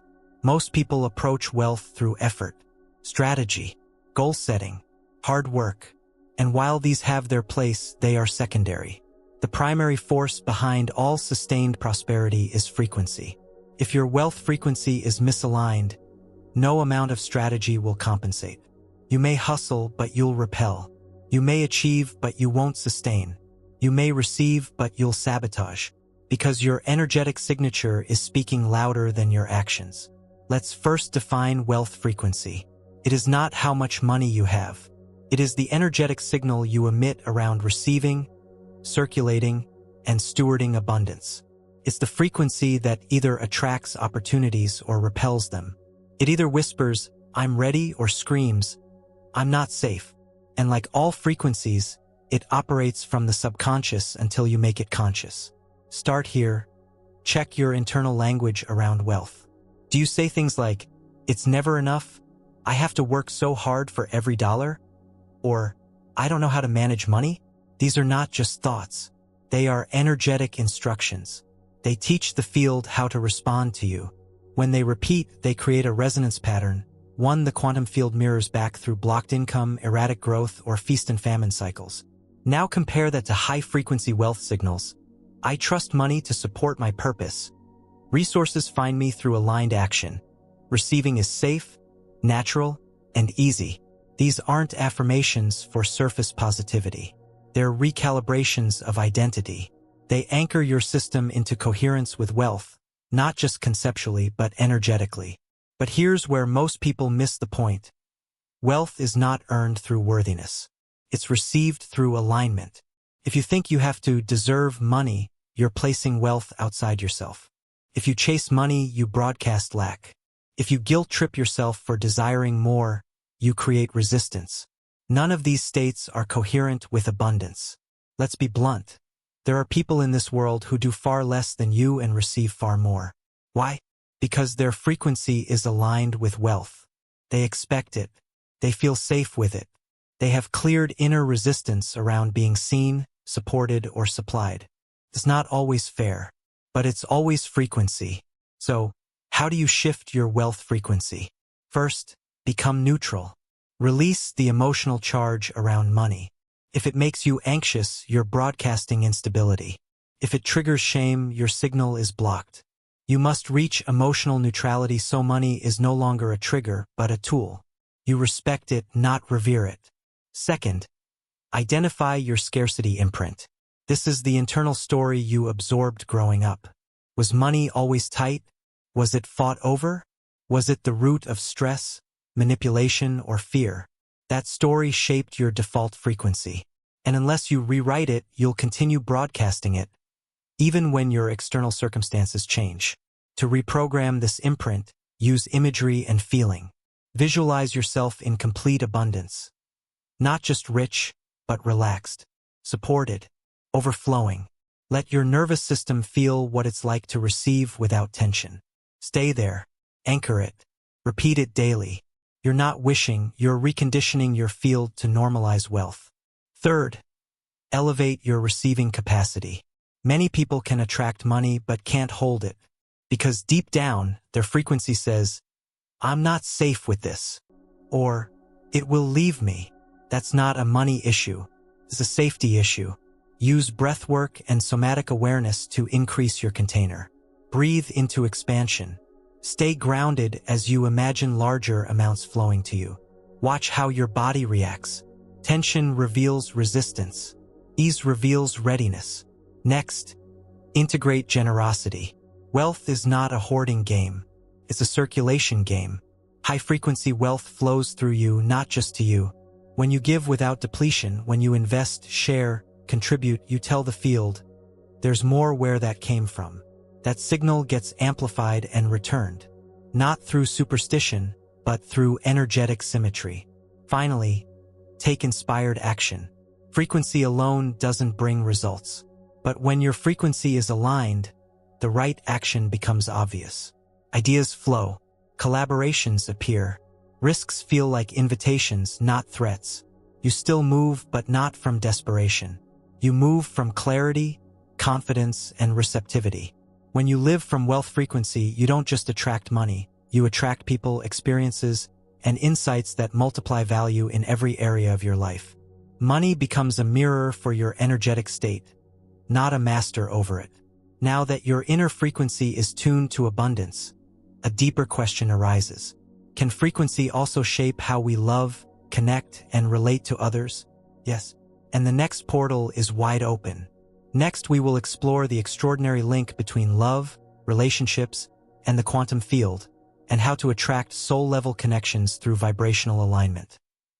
You've recalibrated your frequency for wealth.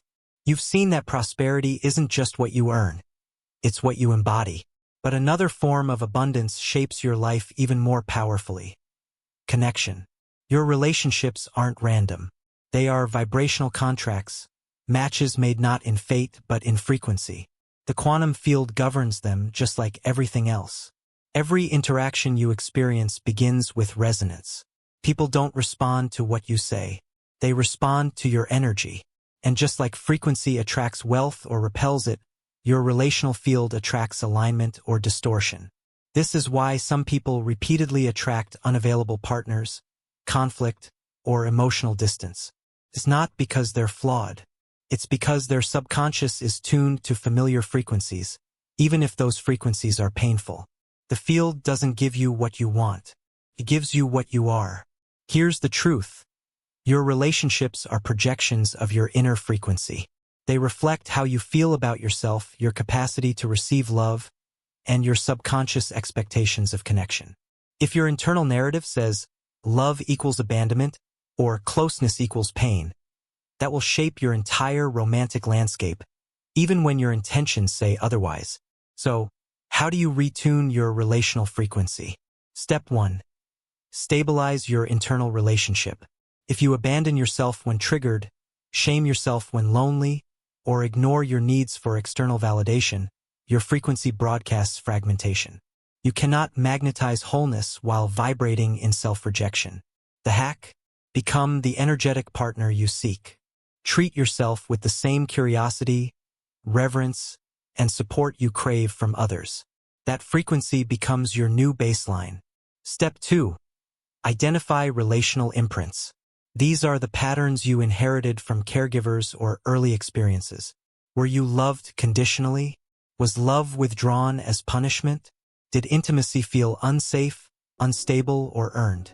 These stories shaped your relational field.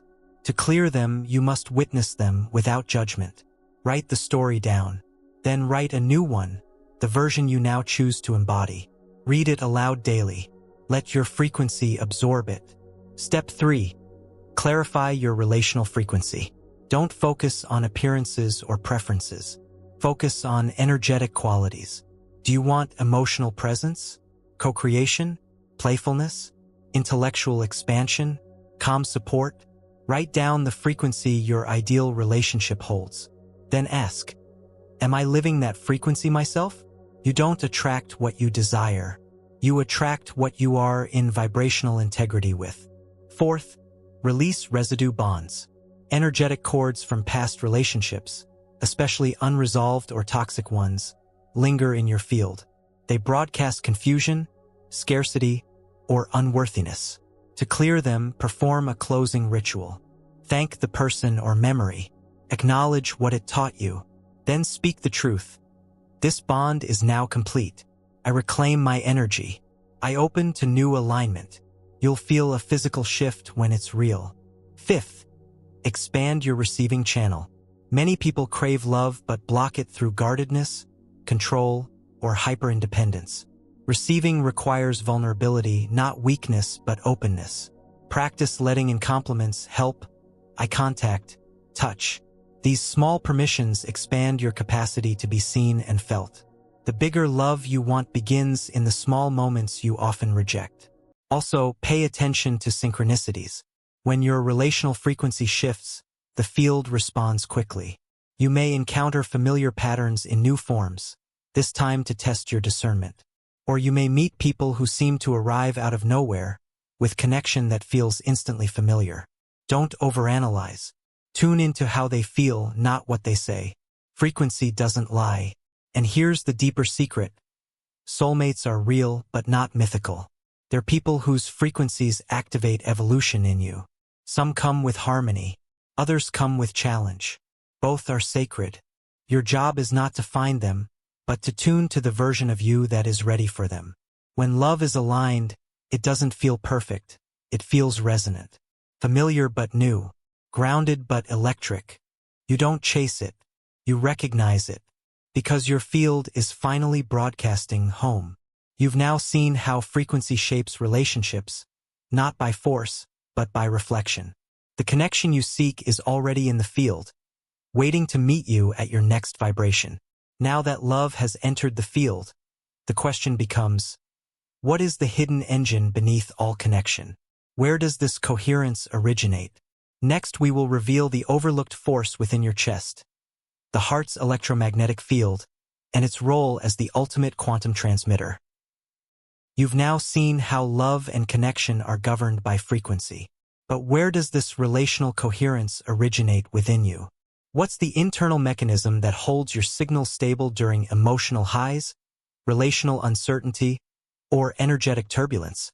The answer lies not in your thoughts, but in your heart. Literally. The heart isn't just a biological pump. It's an electromagnetic powerhouse. In fact, the electromagnetic field produced by your heart is over 60 times greater in amplitude than that of the brain. It extends several feet beyond the body and can be measured by sensitive instruments. More than that, it broadcasts your emotional state into the space around you. This is not metaphor. This is biofield science. When you feel fear, anxiety, or sadness, your heart rhythm becomes erratic. This incoherence sends distorted signals to your brain and nervous system. Your body tenses. Your decisions become reactive. Your thoughts spiral. But when you feel gratitude, compassion, love, your heart rhythm becomes smooth and ordered. This coherent state signals safety, balance, and alignment. Your body relaxes. Your brain focuses. Your intuition sharpens. You enter a state where your inner and outer worlds start to synchronize. This heart-brain coherence is measurable. Researchers at the HeartMath Institute have shown that when individuals intentionally create positive emotional states, their heart rhythm shifts into coherence within seconds. This shift affects hormonal balance, immune function, cognitive clarity, and emotional resilience. But more than that, it changes the electromagnetic signal you're emitting to others and to the quantum field itself. The heart acts as a tuning fork. It sets the baseline frequency your entire system calibrates to. You can think of your brain as the processor, but your heart is the broadcaster. When the two are synchronized, you become a powerful signal generator, clear, magnetic, and aligned with your intentions. This is why heart-centered practices work so quickly.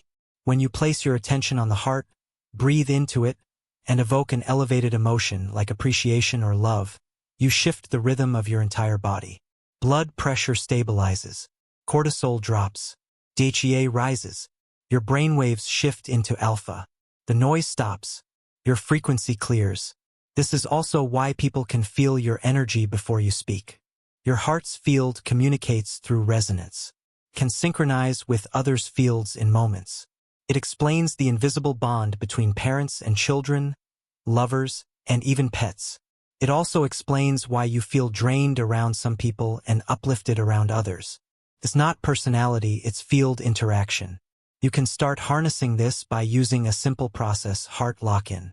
Sit quietly. Place your hand on your chest. Breathe in and out slowly through the heart area. Then bring to mind something or someone you appreciate deeply. Don't just think it. Feel it. Let the emotion expand. Stay with it for 3 to 5 minutes. You've just entered coherence. You've just reset your broadcast. Do this daily, and you train your body to return to coherence more easily. Your baseline frequency shifts from stress to safety, from fear to trust. You don't just feel better. You attract differently, because the field around you is carrying a more stable, elevated signal. Now extend this into action. Speak from coherence. Write from coherence. Create from coherence. The difference is felt. Your projects carry a frequency. Your conversations shift tone. Your ideas are received more clearly. You stop forcing outcomes and start aligning them. The heart is also a portal to intuition. Coherent heart rhythms enhance your ability to sense what's true before the mind can explain it. Gut instinct, inner knowing, subtle awareness. These aren't random gifts. They are signals received through a clear field. When your heart is in chaos, you can't hear them. When it's in coherence, they're unmistakable. There's more. Group coherence. When 2 or more people align their hearts, creates a shared field. Studies show that synchronized heart rates enhance communication, empathy, and even performance. This is why team flow states are possible. Why group meditation affects measurable global outcomes. Why collective healing circles shift physical symptoms. Coherent fields amplify each other. You've now met the most powerful generator of frequency you carry, the heart. And when activated, it sets the tone for everything else. But what if there's something even deeper, encoded within your cells, that can also be tuned and activated? You've broadcasted from the heart. Next, we will explore the possibility that your very DNA holds a dormant frequency code, and how to begin unlocking it. You've learned that the heart is your frequency amplifier, your intuitive compass and emotional transmitter. But there's another dimension of frequency that lies even deeper, hidden within your cellular code. This is your biological frequency blueprint, your DNA. And what you've been taught about it is only part of the story. Mainstream biology describes DNA as a static set of instructions that determines your traits. Hair color, height, risk factors. That's true on a basic level. But recent research into epigenetics, quantum biology, and vibrational science reveals something far more profound. Your DNA is not a fixed code. It's a dynamic, responsive antenna. One that can be activated, influenced, and even restructured through frequency. Here's what that means. DNA is a molecule composed of atoms that vibrate. Those vibrations emit electromagnetic signals. In other words, DNA is not just matter. It's energy. And it behaves like an antenna, receiving and transmitting frequencies both from within your body and from your environment. Dr. Peter Gariev, a Russian biophysicist, demonstrated that DNA responds to laser light and specific sound frequencies. His research suggested that DNA can store, transfer, and even rewrite information when exposed to coherent energy. He called it wave genetics. Others have since found that certain frequencies, particularly in the range of 528 Hz, stimulate cellular repair, increase vitality, and influence gene expression. The implications are staggering. Your genetic expression is not set in stone. It's frequency responsive. You can't change your chromosomes, but you can change how your genes behave, which ones activate, which ones suppress, which biological pathways become dominant. And frequency is the control signal. This is the core of epigenetics, the understanding that your environment, emotions, and thoughts influence gene expression. But even that is incomplete. The real mechanism of influence is vibrational. Your state of consciousness, your dominant frequency, either activates or deactivates potential within your DNA. So how do you begin activating DNA intentionally? Start by addressing cellular coherence. Your thoughts, emotions, and breath send electromagnetic signals into your bloodstream, directly influencing how cells behave. Stress hormones inhibit growth and repair genes. Elevated emotions like joy, awe, and gratitude stimulate them. This means your emotional baseline affects your biological potential.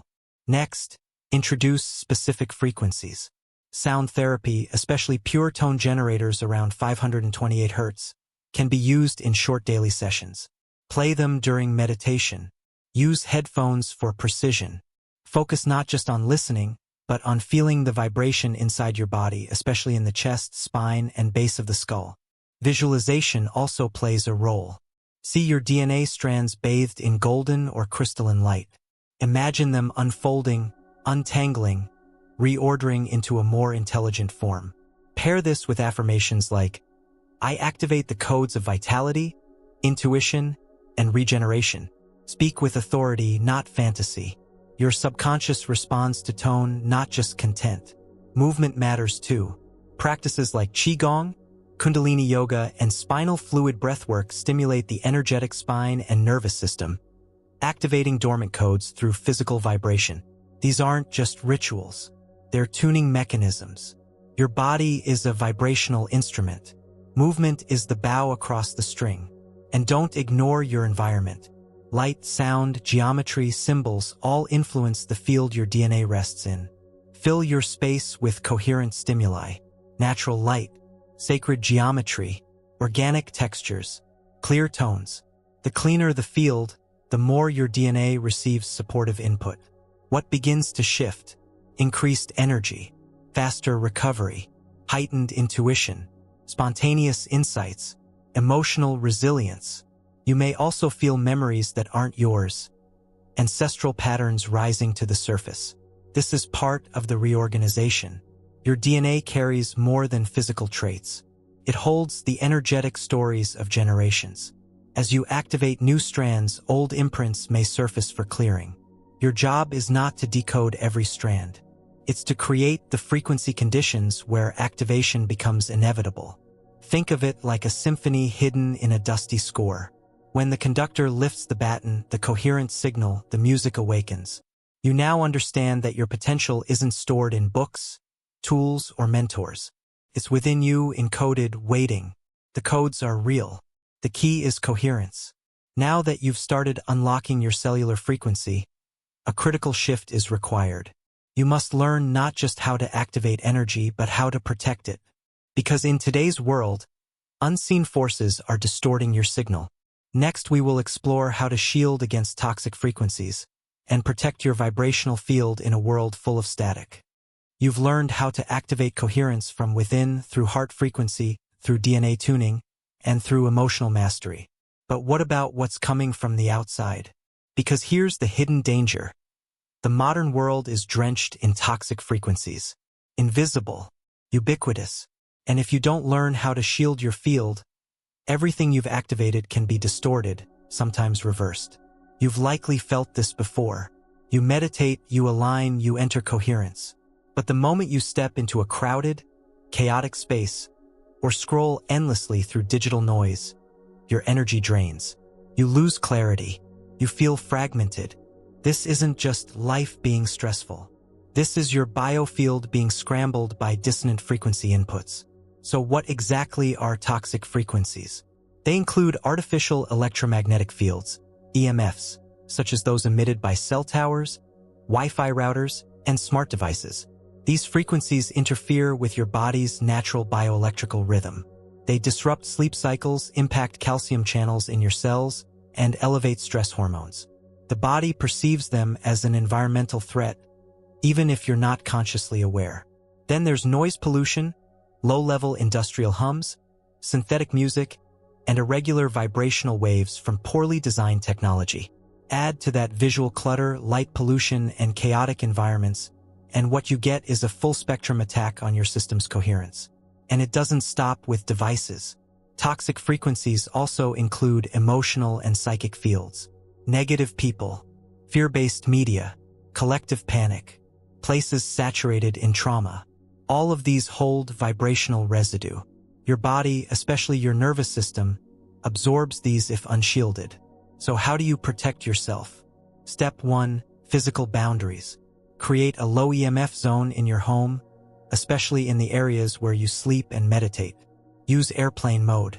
Turn off routers at night. Keep electronics away from your bed and body. Don't carry your phone in your pocket all day. It disrupts your field. These changes sound small, but over time they restore your baseline frequency. Step 2. Detox your environment. Remove unnecessary synthetic materials, artificial fragrances, and clutter. These carry chaotic vibrational signatures. Replace them with natural elements: wood, stone, crystals, plants. Nature carries a coherent signal. Bring that signal into your home and workspace. Step 3. Sonic shielding. Use sound to clear and stabilize your field. Play grounding tones, like 432 Hz or Schumann resonance, 7.83 Hz. In the background while you work or sleep. Use tuning forks or sound bowls in your space. These aren't spiritual toys, they are vibrational stabilizers. You're neutralizing noise with intentional tone. Step 4. Breath and movement. Each day, breathe consciously, at least 3 minutes of slow, rhythmic breathing to reset your vagus nerve.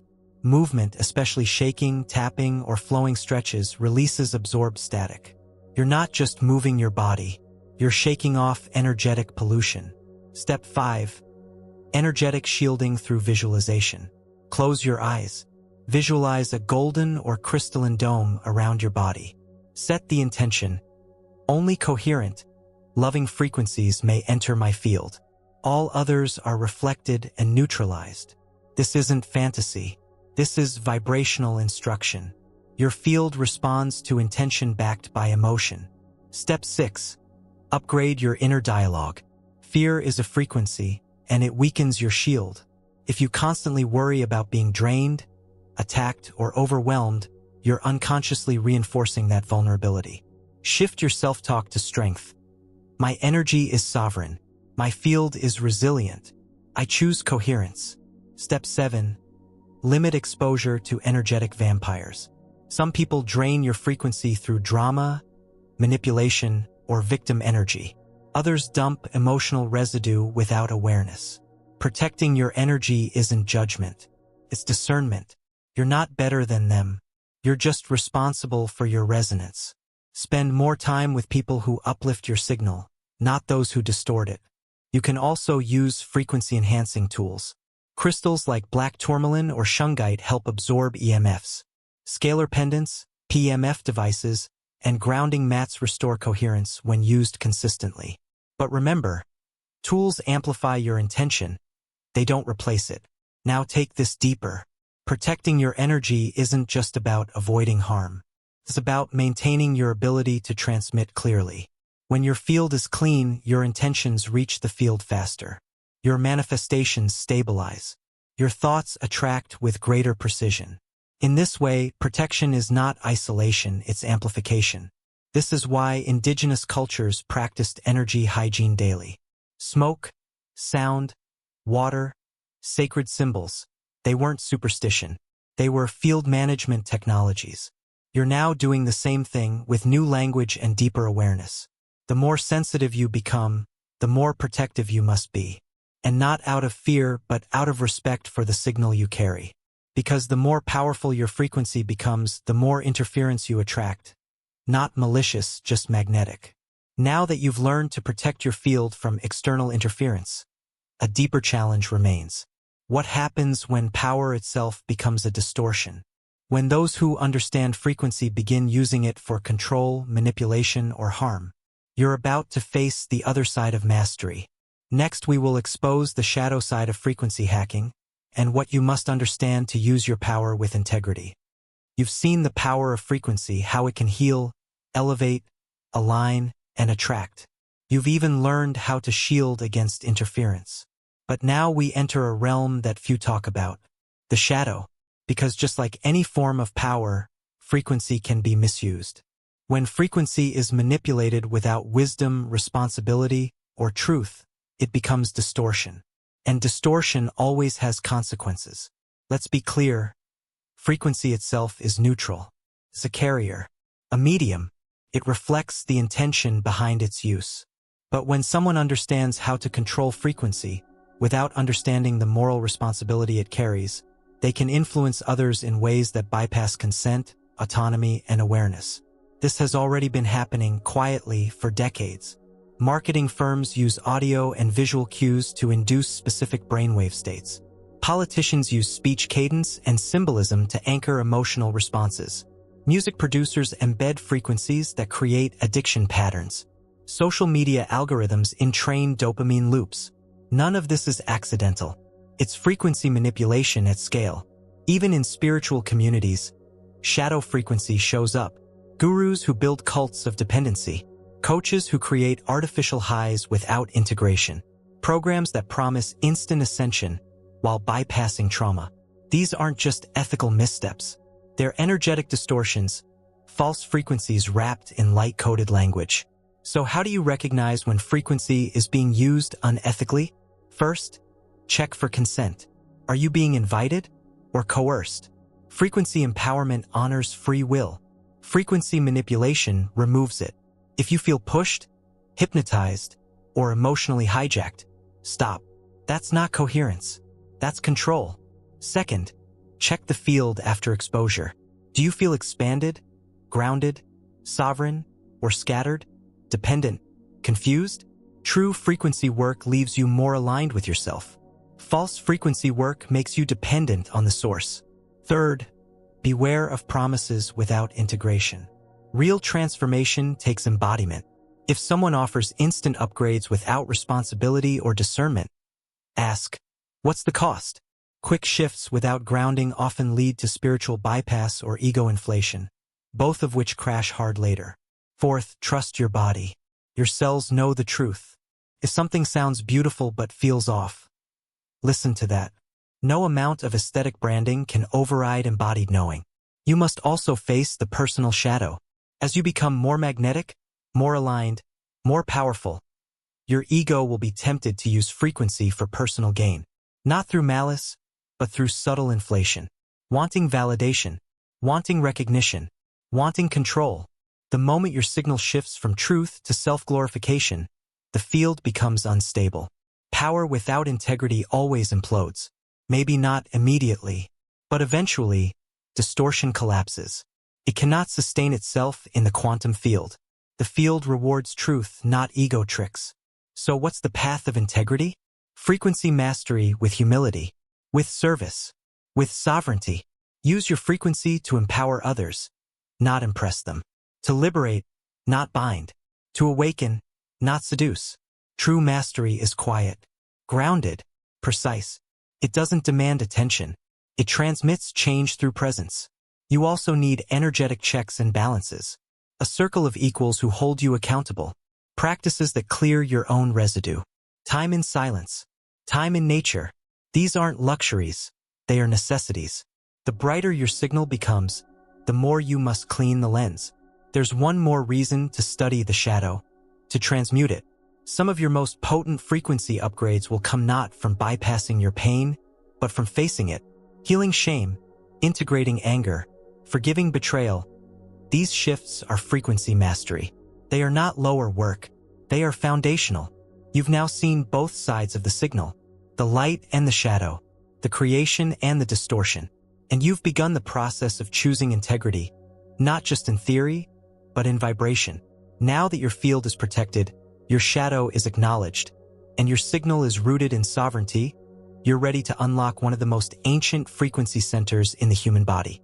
It's time to awaken a dormant system known across mystic traditions as the third eye. Next, we will explore how your pineal gland responds to frequency, and how this hidden antenna may hold the key to perception beyond the five senses. You've now shielded your field and faced the ethical dimensions of power. What comes next is not just expansion, it's revelation.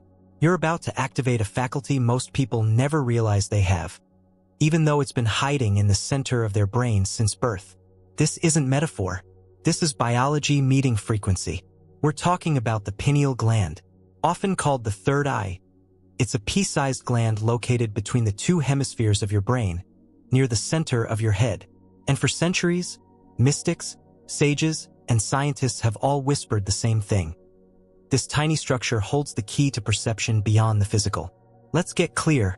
This isn't new age fantasy. The pineal gland is very real, and it plays a central role in regulating your circadian rhythms, sleep cycles, and melatonin production. But that's just the beginning. It's also filled with piezoelectric crystals, tiny molecular structures that compress and emit electrical charges when stimulated. That makes your pineal gland a frequency transducer. It converts vibrational information into biochemical signals. Why is that important? Because it means the pineal gland is a biological antenna, capable of detecting frequencies that your five senses cannot. This includes electromagnetic signals from the environment, coherent sound waves, and even subtle energetic information from the quantum field. And when this gland is activated, many people report a sudden increase in inner vision, intuitive downloads, vivid dreams, and even direct awareness of non-ordinary reality. But here's the problem. For most people, the pineal gland is calcified. Over time, fluoride exposure, poor diet, emotional repression, and electromagnetic overload form a hardened layer around the gland, muting its sensitivity. It doesn't shut down, but it stops transmitting clearly. The good news? You can reactivate it. Let's begin with what shuts it down. The most damaging influence is fluoride, found in most municipal tap water and conventional toothpaste. Fluoride collects in the pineal tissue and hardens it. If you're serious about awakening this gland, switch to fluoride-free water and oral care. Every sip matters. The second disruptor is light pollution.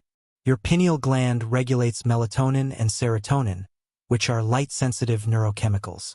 Constant exposure to screens, artificial lighting, and blue light late at night confuses the gland and blocks its natural cycles.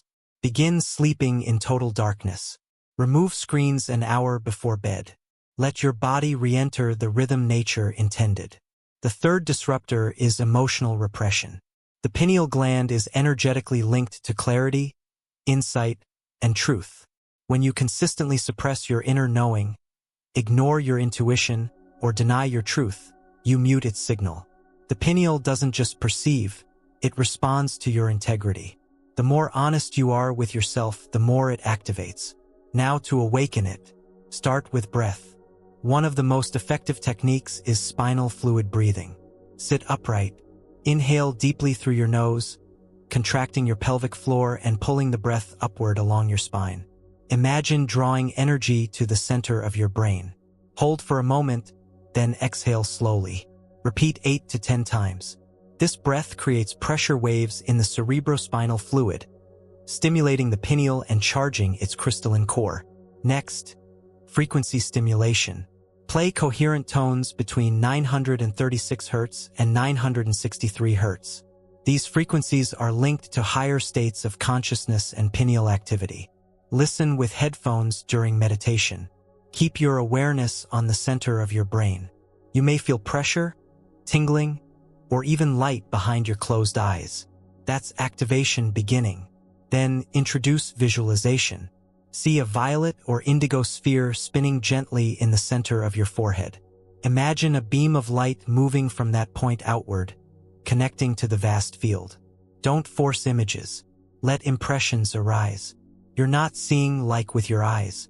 You're perceiving energetically, intuitively. Finally, detox your body. Use herbs like chlorella, cilantro, and turmeric to draw out heavy metals. Add iodine-rich foods like seaweed. Fast occasionally to give your gland rest and recalibration. These physical acts restore sensitivity and increase its receptivity. You're not just awakening a gland, you're changing how you perceive reality. People with an active pineal often report seeing patterns in events, sensing subtle shifts in energy, or receiving solutions spontaneously. Time feels different. Dreams become teachings. You begin to feel a deeper intelligence guiding your life, not as a belief but as a direct experience. The pineal doesn't show you fantasies. It reveals what's already here, what's been masked by sensory noise and internal doubt. When activated, it restores a faculty you forgot you had. Inner sight, clear knowing, quantum perception. You've now opened a portal within yourself, a literal access point to multidimensional awareness. And once activated, it doesn't go back to sleep easily. Your perception is now pliable. The veil is thinner. And this changes everything, especially the way you move through the unseen realms of sleep and subconscious. Now that your third eye is tuned, next we will enter the quantum landscape of dreaming and reveal how your sleep state can become a launchpad for intention, insight, and beyond ordinary experiences. You've activated the pineal gland and begun unlocking inner vision. Now it's time to enter one of the most underestimated dimensions of your quantum potential, your dream state. Not fantasy, not subconscious recycling, actual multidimensional interaction with the quantum field. The question is, are you using your sleep hours to regenerate or to evolve? Let's first understand what dreaming really is. When you sleep, your brainwave activity slows from beta to alpha, then to theta and delta. During REM, rapid eye movement, sleep, where most dreaming occurs, your brain returns to a mix of theta and high beta patterns. This creates a unique state where logic and imagination overlap, and your consciousness becomes unbound by physical limits. But here's the key. Your dream state is not just psychological. It's quantum. In this state, your pineal gland, now activated, releases dimethyltryptamine, DMT, a powerful endogenous molecule that facilitates visual, symbolic, and nonlinear experiences. Some researchers believe DMT allows you to access other layers of reality, not hallucinations but parallel information streams your waking brain normally filters out. You're not escaping reality while dreaming. You're shifting bandwidth. So how do you begin hacking this? First, upgrade your pre-sleep frequency. What you focus on in the 30 minutes before sleep shapes your vibrational trajectory. If you fall asleep scrolling social media, worrying about tomorrow, or binging chaotic content, you carry that signal into the dream state. Instead, enter sleep with intention. Breathe, meditate, listen to 432 Hz or theta wave music. Write a single question or goal in a journal. You're not just preparing to sleep, you're programming your quantum entry point. Next, dream recall. The biggest block to quantum dreaming isn't that it doesn't happen. It's that you forget. Keep a notebook by your bed. The moment you wake, even if it's 3 a.m., write down any symbols, emotions, or impressions. Don't wait. The dream memory dissolves quickly. Over time, your brain learns, this matters. Your recall strengthens. Then there's lucidity. Lucid dreaming is when you become aware that you're dreaming and begin influencing the dream. This isn't control for ego. It's co-creation with your subconscious. To induce lucidity, practice reality checks throughout the day. Ask yourself, am I dreaming? Look at your hands. Try to push a finger through your palm. Eventually, you'll do the same in a dream and become conscious within it. You can also use audio triggers. Soft beeping, whispered affirmations like, you are dreaming, or theta pulses can prompt awareness mid-dream. Keep the volume low and use loop tracks that play late into your sleep cycle. But why dream lucidly at all? Because once lucid, you can rehearse outcomes. Practice courage. Meet guides. Ask for insight. Heal emotional wounds. Test creative ideas. You're not just entertaining yourself, you're engaging the field in a state where resistance is minimal and belief is flexible. And here's where it gets quantum. Many dreamers report experiences that go beyond the subconscious. Meeting people they later encounter in waking life. Receiving symbols that appear in synchronicities. Visiting landscapes or dimensions that feel more real than Earth. These aren't delusions. They're signals. Glimpses of the multiverse bleeding through. Your dream state is also a powerful field for clearing. If you set the intention, your subconscious will process trauma, resolve conflict, and even rewire limiting beliefs while you rest. But only if the signal is clear. Avoid sleeping with the TV on or under synthetic lighting. Use grounding sheets or EMF blocking blankets to neutralize distortion. You can also use sacred herbs like mugwort or blue lotus to amplify clarity and vividness. These don't sedate. They sensitize, but use with intention, not escape. The dream world isn't a playground. It's a classroom. As you become more skilled, you'll notice patterns, recurring characters, symbols, or landscapes. Don't dismiss them. They are aspects of your psyche, soul, and signal. Engaging them is a dialogue with your quantum self. Eventually, you won't need to wait for sleep. The boundary between waking and dreaming thins. Your intuitive downloads increase. Spontaneous visions arise in meditation. You become what some call a lucid liver, consciously shaping your frequency 24 hours a day. You've now transformed the 8 hours most people waste into a portal for healing, insight, and creative intelligence. But one lingering question remains. Is any of this provable? Are these quantum frequency hacks real or just elaborate placebo? Next, we will explore the science behind these experiences and what hard data now reveals about the hidden power of your frequency field. You've walked through the dream state. You've touched altered perception, intuitive downloads, and cellular activation. But a lingering doubt remains in many minds. Could all of this be placebo? Self-hypnosis? The imagination running wild?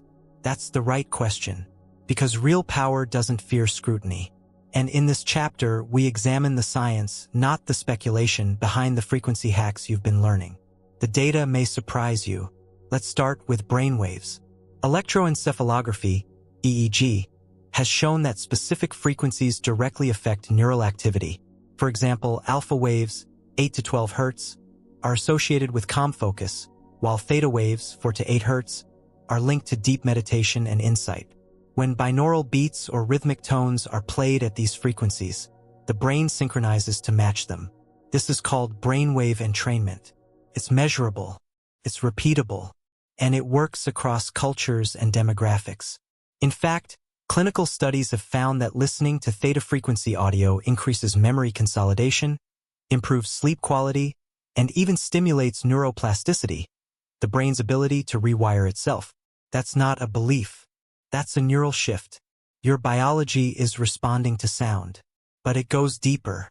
Heart rate variability, HRV, a marker of emotional regulation and resilience, is heavily influenced by frequency input. When individuals practice coherent breathing combined with heart-focused meditation and music at 432 Hz or 528 Hz, their HRV improves rapidly. Their bodies exit fight or flight mode. Their immune markers rise. Their hormonal balance shifts. This isn't just stress relief. It's systemic recalibration. And what about the effects of frequency on matter? Enter cymatics, the science of visualizing sound. When sound frequencies pass through a plate covered in sand or water, they create geometric patterns. Low frequencies form simple shapes. Higher ones create complex mandalas. These patterns aren't random. They're ordered, consistent, and replicable. This demonstrates that sound organizes matter. Literally. Now translate that to your body. If your organs, bones, and fluids are constantly exposed to coherent frequencies, those patterns of order may be mirrored biologically. It's not magic. It's resonance. Structure follows signal. We also have the work of Masaru Emoto, who demonstrated that water exposed to loving words or harmonious music formed beautifully symmetric crystals when frozen, while water exposed to angry, chaotic input formed fractured, disordered structures. While debated, similar results have since been replicated under more controlled conditions. Considering your body is over 70% water, the implications are obvious. Your internal chemistry is sculpted by sound and intention. Let's go further. DNA itself has been shown to emit and respond to electromagnetic signals. Researchers like Luc Montagnier and Fritz Albert Popp have demonstrated that DNA behaves like a laser transmitter, emitting light in structured pulses. These biophotons are coherent. They carry information. They influence surrounding cells, and they're affected by frequency input. This means your genetic expression, your epigenetic switches, are not just influenced by nutrition and thought, but by vibrational fields. When exposed to specific sound patterns, cells shift. They differentiate, migrate, or accelerate repair. This isn't alternative medicine. This is quantum biology. You'll also find evidence in quantum physics. The observer effect, famously illustrated in the double-slit experiment, shows that conscious observation changes the behavior of subatomic particles. That's not metaphor. That's hard data. Your awareness, your intention, alters reality at the most fundamental level. This reinforces what you've already felt. Your focused thought, amplified by coherent frequency, is not passive. It's creative. Your inner state is a broadcasting station, and the field responds. Skeptics often say, extraordinary claims require extraordinary evidence. But what's truly extraordinary is how long we've ignored the ordinary evidence already available. When thousands of people report spontaneous healing, emotional breakthroughs, and intuitive accuracy after using the same frequency methods, are they all confused? Or are they simply ahead of mainstream verification? Now, to address placebo. The placebo effect is real and powerful, but calling something a placebo doesn't discredit it. It proves the mind-body field connection. If belief alone can produce healing, what happens when you add conscious intention, frequency, and aligned action? That's not placebo. That's precision. You now hold both sides of the equation, experience and evidence. You no longer need blind faith or rigid doubt. You operate with grounded confidence. You've seen how sound changes brainwaves, how thought alters DNA, and how electromagnetic fields organize matter. So the next step isn't finding more proof. It's applying it to your life, strategically, consistently, and personally. You've been handed a powerful toolkit, but one question remains: how do you customize it? Next, we will create your personal frequency map, a blueprint to match your energy with your goals, challenges, and highest potential. You've explored the science. You've confirmed the impact. You've moved from theory into fact. But knowledge is only useful when applied. Now it's time to transform this into a living, breathing system, a frequency blueprint tailored specifically to you. This is your personal frequency map. A frequency map is a customized structure that outlines which frequencies, practices, environments, and intentions resonate with your unique system. Think of it as a vibrational operating system, one that supports coherence across every area of your life. Start with your core emotional frequencies. These are the states your system returns to most often: joy, frustration, doubt, calm, tension, awe. List your top 3 dominant emotional states each day. Be honest. Don't judge. This becomes your baseline frequency signal. Next, identify your target states. Who is the you you're becoming? Not just in goals, but in frequency. Do you want to embody clarity, power, playfulness, peace? Write down the 3 to 5 emotional frequencies that represent your highest self. These are your destination signals. Now let's link sound. Explore which frequencies move you into those states. For example, if peace is your target, you may respond best to 432 Hz or delta wave music. If focus is your need, 40 Hz gamma stimulation or isochronic tones may help. If creative flow is your goal, theta waves or 528 Hz may support you. Your job is to test them. Don't guess. Experience and observe. Use a simple feedback loop. Play the frequency for 10 minutes. Track how your mood, focus, or energy shifts. Does your body relax? Does your breath deepen? Does your mind become more still or more stimulated? Keep notes. Patterns will emerge. Once you've mapped your responses, design your daily sequence. Morning. Which frequency helps you wake up clear and grounded? Midday. Which one supports focus or emotional reset? Evening. What brings your nervous system into calm and coherence? You're building a rhythm, a vibrational arc. Now link this to your goals. For every intention you have, whether business, health, love, or learning, identify the frequency state required to support it. For example, manifesting new income? Align with 528 Hz and feelings of sufficiency. Deepening intimacy? Use heart coherence breathwork and 639 Hz. Accelerating recovery? Incorporate 432 Hz and cellular repair tones. This is precision mapping, not random healing. You're pairing frequency with function. But it's not just sound. Include movement. Certain activities shift your frequency faster than others. Maybe dancing grounds you. Maybe stretching opens your energy. Maybe walking in nature resets your field. Log them. These become your physical recalibrators. Then track environments. What spaces support your coherence? What spaces drain you? Create more of the first. Limit the second. Your environment is part of your map. Now add people. Relationships carry frequencies. Who uplifts you? Who fragments your signal? This is not about blame. It's about awareness. Surround yourself with energetic allies. People who support your signal, not distort it. As your map forms, update it weekly. Your needs evolve. Your goals change. Your nervous system recalibrates. This is a living document. Keep it fluid. Your map is not a box. It's a compass. You may even assign daily themes.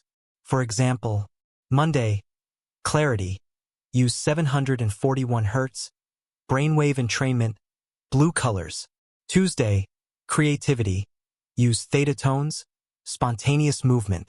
Wednesday, power, use gamma, breath of fire, grounding practices. Thursday, heart, use 639 Hz, gratitude journaling, deep connection. Friday, vision, use pineal activation, violet imagery, silence. This isn't routine, it's resonance. And finally, listen to your feedback system, your body. If you're tired, the signal is misaligned. If you're inspired, you're tuned.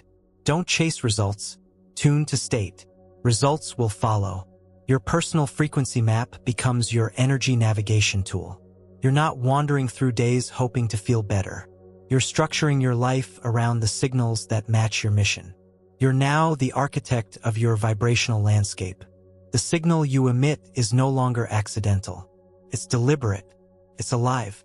Next, we will take this blueprint further by stacking your frequency practices into a powerful, daily sequence. You'll learn how to combine everything you've discovered into one unstoppable routine that amplifies your potential exponentially. You now hold a personal frequency map, a dynamic blueprint of your emotional states, sound responses, and energetic triggers. But one question remains. How do you bring it all together into something fluid, sustainable, and transformational? You're about to construct the ultimate quantum routine. This is not just a list of habits. It's a frequency architecture, a daily rhythm designed to amplify coherence, tune intention, and broadcast energy so precisely that your entire life starts shifting in real time. Let's begin by anchoring the start of your day. Your first 30 minutes upon waking are the most critical. Your brain is still moving through theta into alpha. This is the window where your field is wide open, suggestible, sensitive, and extremely receptive.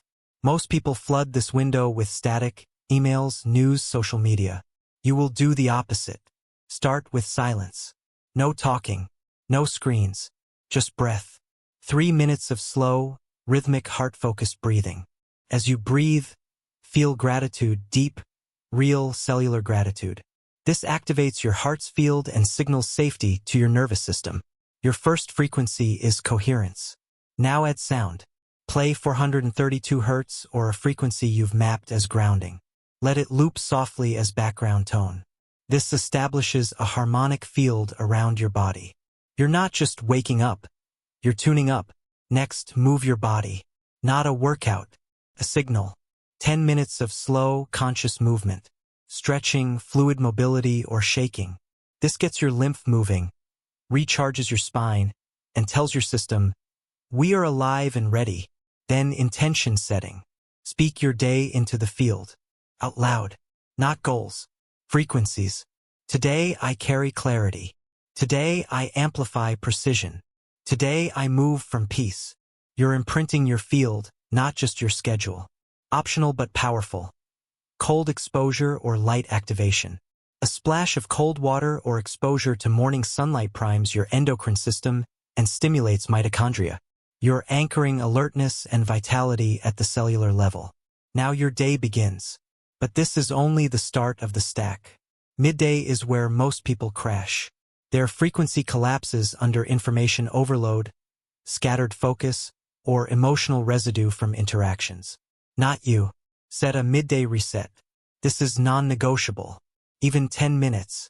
Start with breath again. 2 minutes of box breathing, inhale, hold, exhale, hold, for equal counts. This resets your vagus nerve. Then play a theta or gamma tone depending on your state. Theta if you need calm. Gamma if you need focus. Now return to intention. Ask, what frequency am I broadcasting right now? If you're in stress, retune. If you're in clarity, amplify. This real-time awareness is your greatest power. Add hydration. Structured water, preferably mineralized. Hydration affects conductivity. You're an electric system. Don't short-circuit through neglect. Next, interaction tuning. Before any important meeting, communication, or creative task, pause. Take 60 seconds. Breathe.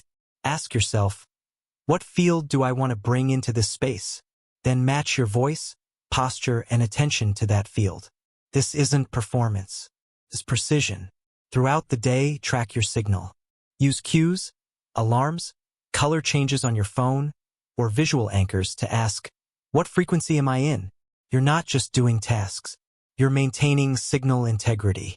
As the day ends, begin your evening wind down. No screens 90 minutes before bed. Light and frequency emitted from devices distort melatonin production and keep your brain in beta. Instead, shift into preparation mode. Start with red light or candlelight. This tells your system, night has come. Then sound. Play delta frequencies, 0.5 to 4 Hz, or Schumann resonance. Let your field start to slow. Next, gratitude journaling. List 5 specific moments from your day where you felt aligned. Not just what happened, but what frequency was present.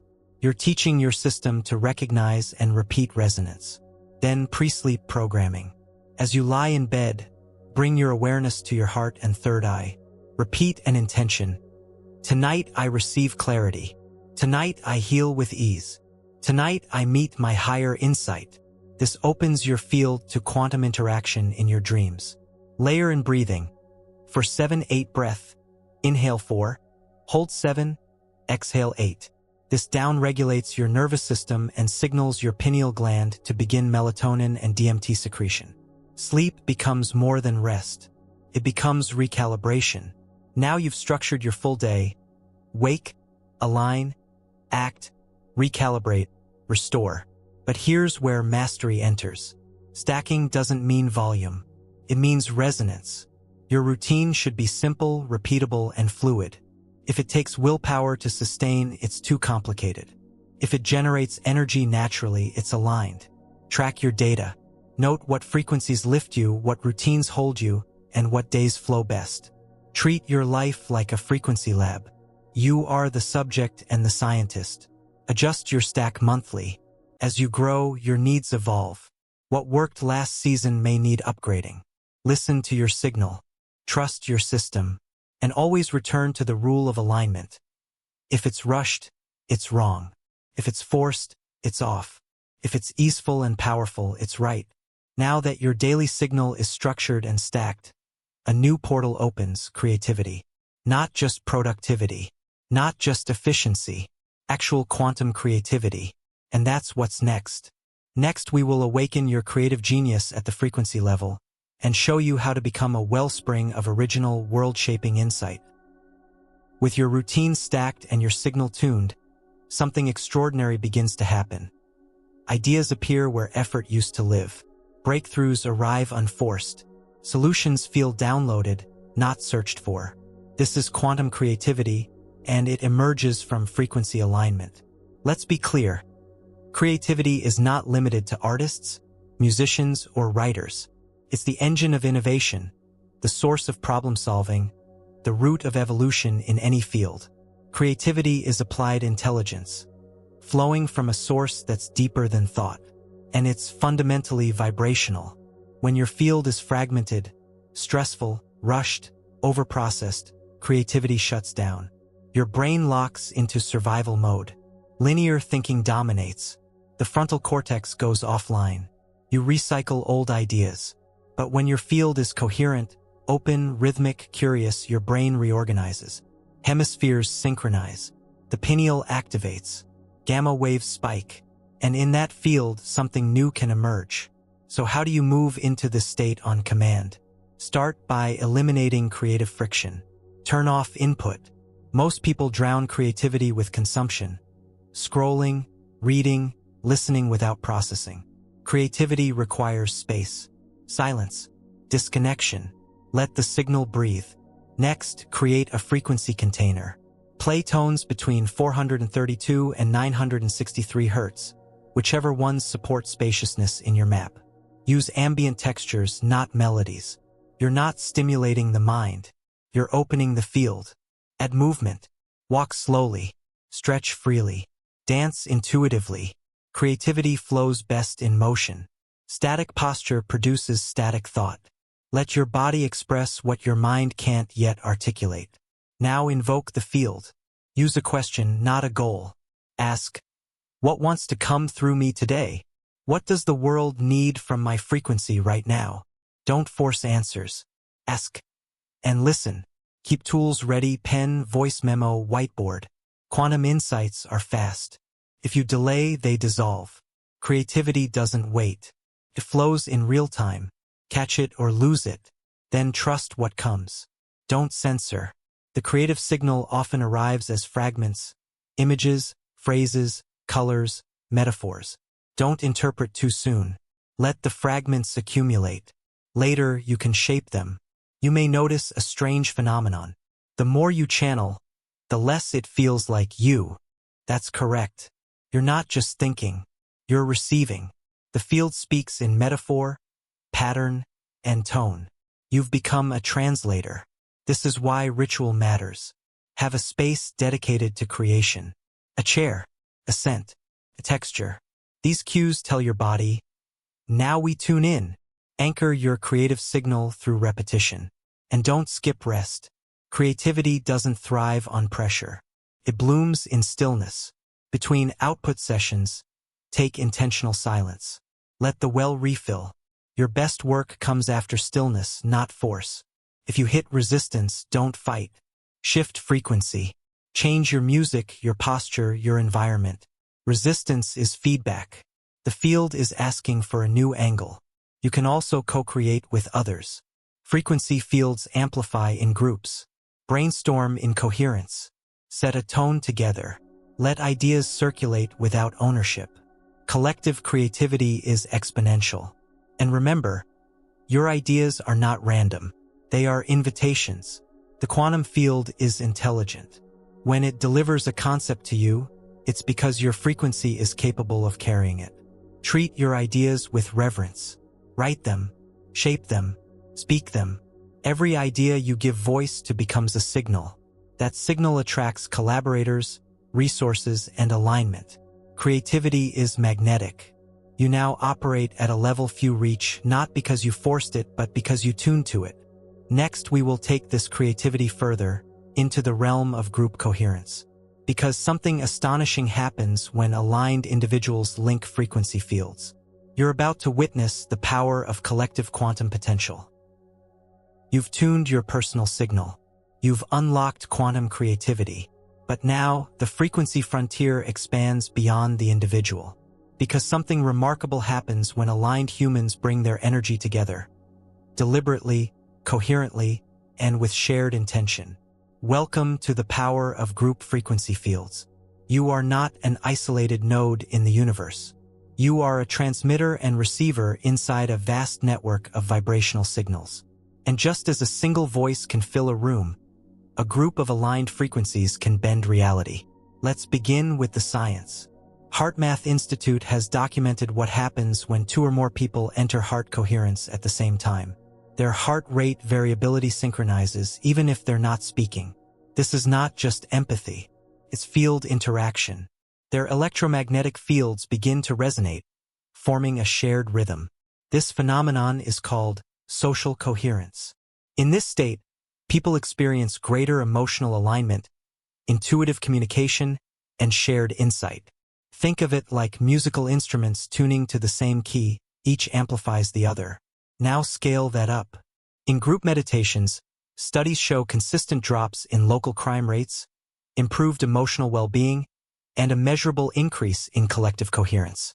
When thousands of people meditate on peace in different parts of the world at the same time, physical reality shifts. Not symbolically, statistically. This isn't new. Ancient cultures understood it. Sacred ceremonies, synchronized drumming, group chanting. These weren't rituals for tradition's sake. They were frequency generators. Fields amplified, dimensions opened, healing accelerated. Today, you can replicate this intentionally. Start with microgroups, 3 to 5 people. Not just anyone. People who are energetically aware, heart-centered, and committed to alignment. Meet weekly. Begin with breath. Synchronize. Then share intention. Not casually, but clearly. We amplify joy today. We hold healing for this person. We broadcast clarity for our path. Then add tone. Use a shared frequency track or hum a note together. Let the field emerge not through effort but through resonance. You're not performing. You're tuning. Once the field is active, speak less. Let the signal work. Many group fields don't need discussion. They need stillness. In that coherence, the field becomes intelligent. Insight arises. Emotions release. Visions come. Group frequency fields can also accelerate manifestation. When multiple people hold the same vision, not through want but through felt experience, the probability wave collapses faster. The field interprets it as a strong signal and aligns conditions accordingly. But there's a rule. The intention must be aligned. If even one person holds doubt, fear, or ego-based motives, the field weakens. Purity matters. Alignment magnifies. Authenticity sustains. You can also use group fields for healing. Circle around someone who is navigating illness, loss, or challenge. Don't pity. Don't fix. Just hold them in coherent love. Breathe together. Feel together. Let the field recalibrate their system. It often does more than any medicine. Digital groups work too, if approached with the same intention. Zoom, phone calls, voice notes, all can transmit energy. But presence matters. Don't multitask. Be fully there. The quantum field doesn't care about proximity. It responds to coherence. You'll notice strange things begin to happen. People finish each other's thoughts. Ideas emerge simultaneously. Emotions surface without speaking. These are not coincidences. They're field effects. You're syncing on a vibrational level deeper than words. Group fields can also protect. When you align with others regularly, your collective frequency becomes a buffer. External chaos doesn't hit as hard. Emotional storms pass more quickly. The group holds the signal even when one person falters. But be aware, group fields require maintenance. If ego enters, if hierarchy develops, or if alignment is lost, the signal fractures. Keep it clean. Keep it clear. Keep it heart-based. Eventually, the group becomes something greater than the sum of its parts. It becomes a field of its own, an energetic entity with intelligence, memory, and momentum. This is when magic happens. Your next project flows. Your synchronicities increase. Your sense of timing sharpens. You start speaking what the field needs, not just what you want. You're now operating as part of a collective intelligence. You've just unlocked the exponential side of frequency. You've exited the solo practice and entered shared quantum momentum. But that momentum comes with a powerful ripple effect, and one strange phenomenon begins to multiply. Synchronicity. Next, we will explore what it really means when reality starts lining up perfectly, and whether it's just coincidence or if something deeper is guiding your frequency from the other side of logic. You've experienced the coherence of group fields. You've seen ideas, healing, and momentum surge when energy aligns. But now something begins to happen more frequently, and you can't explain it logically. You think of someone and they text. You imagine a solution and it shows up. You say a phrase and hear it moments later. You feel drawn to a place, and something crucial unfolds there. This isn't luck. This is synchronicity. And once you learn to recognize it, you begin to understand your frequency is shaping the flow of time and space.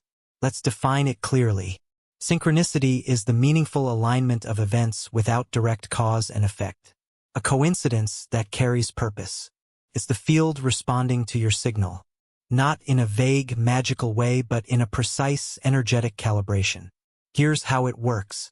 You are constantly broadcasting a vibrational signal. That signal attracts matching frequencies, but not always as objects or people. Often, it arranges circumstances, timing, or patterns to reflect back your internal state. If you're emitting coherence, clear thought, open heart, aligned intention, the field responds by making your path smoother. Events click, people appear, the right resources surface. But if you're broadcasting chaos, confusion, doubt, or fear, your signal scrambles and you receive static in return. The beauty is synchronicity works as feedback. It's not just a gift, it's guidance. Every synchronicity is a mirror, a reflection of where your signal is resonant. When synchronicities increase, it means you've tuned into a higher coherence. When they stop, it's not punishment. It's a signal. Realign, recalibrate, and raise your frequency. Pay attention to patterns. Numbers repeating. Words recurring. Songs that hit exactly when you need them. These aren't meaningless. They're signatures of alignment. The field is intelligent. It uses language you'll recognize. Even your body responds. Goosebumps. A sudden surge of emotion. The sense that something just happened. These are physical confirmations. Your nervous system is wired to feel quantum feedback. How do you increase synchronicity? Begin by asking, literally, show me I'm aligned. Then forget about it. Live your day. The signal has been sent. The response will arrive, not through effort, but through openness. Second, remain curious. Curiosity opens your field. When you stay alert without demanding control, the field becomes interactive. Plays with you. It guides you. Third, document. Keep a synchronicity journal. Write down the patterns, the timing, the connections. This tells your subconscious, this matters. The more you track, the more it grows. Fourth, refine your emotional frequency. Synchronicities love elevated emotion. Wonder, gratitude, joy. These states accelerate feedback, not as reward but as resonance. Finally, follow the breadcrumbs. If a synchronicity points somewhere, go. Don't wait for more signs. The first one is enough. Move in that direction. That movement amplifies the signal and multiplies the next connection. And here's the deeper layer. Synchronicity isn't random feedback. It's often communication from your future self. The version of you who already lives in the reality you're moving toward. That self is anchoring you, sending pulses backward, adjusting your frequency through clues. Time is not fixed. Frequency bends time. And synchronicity is evidence that your timeline is shifting in real time. You now understand that reality isn't happening to you.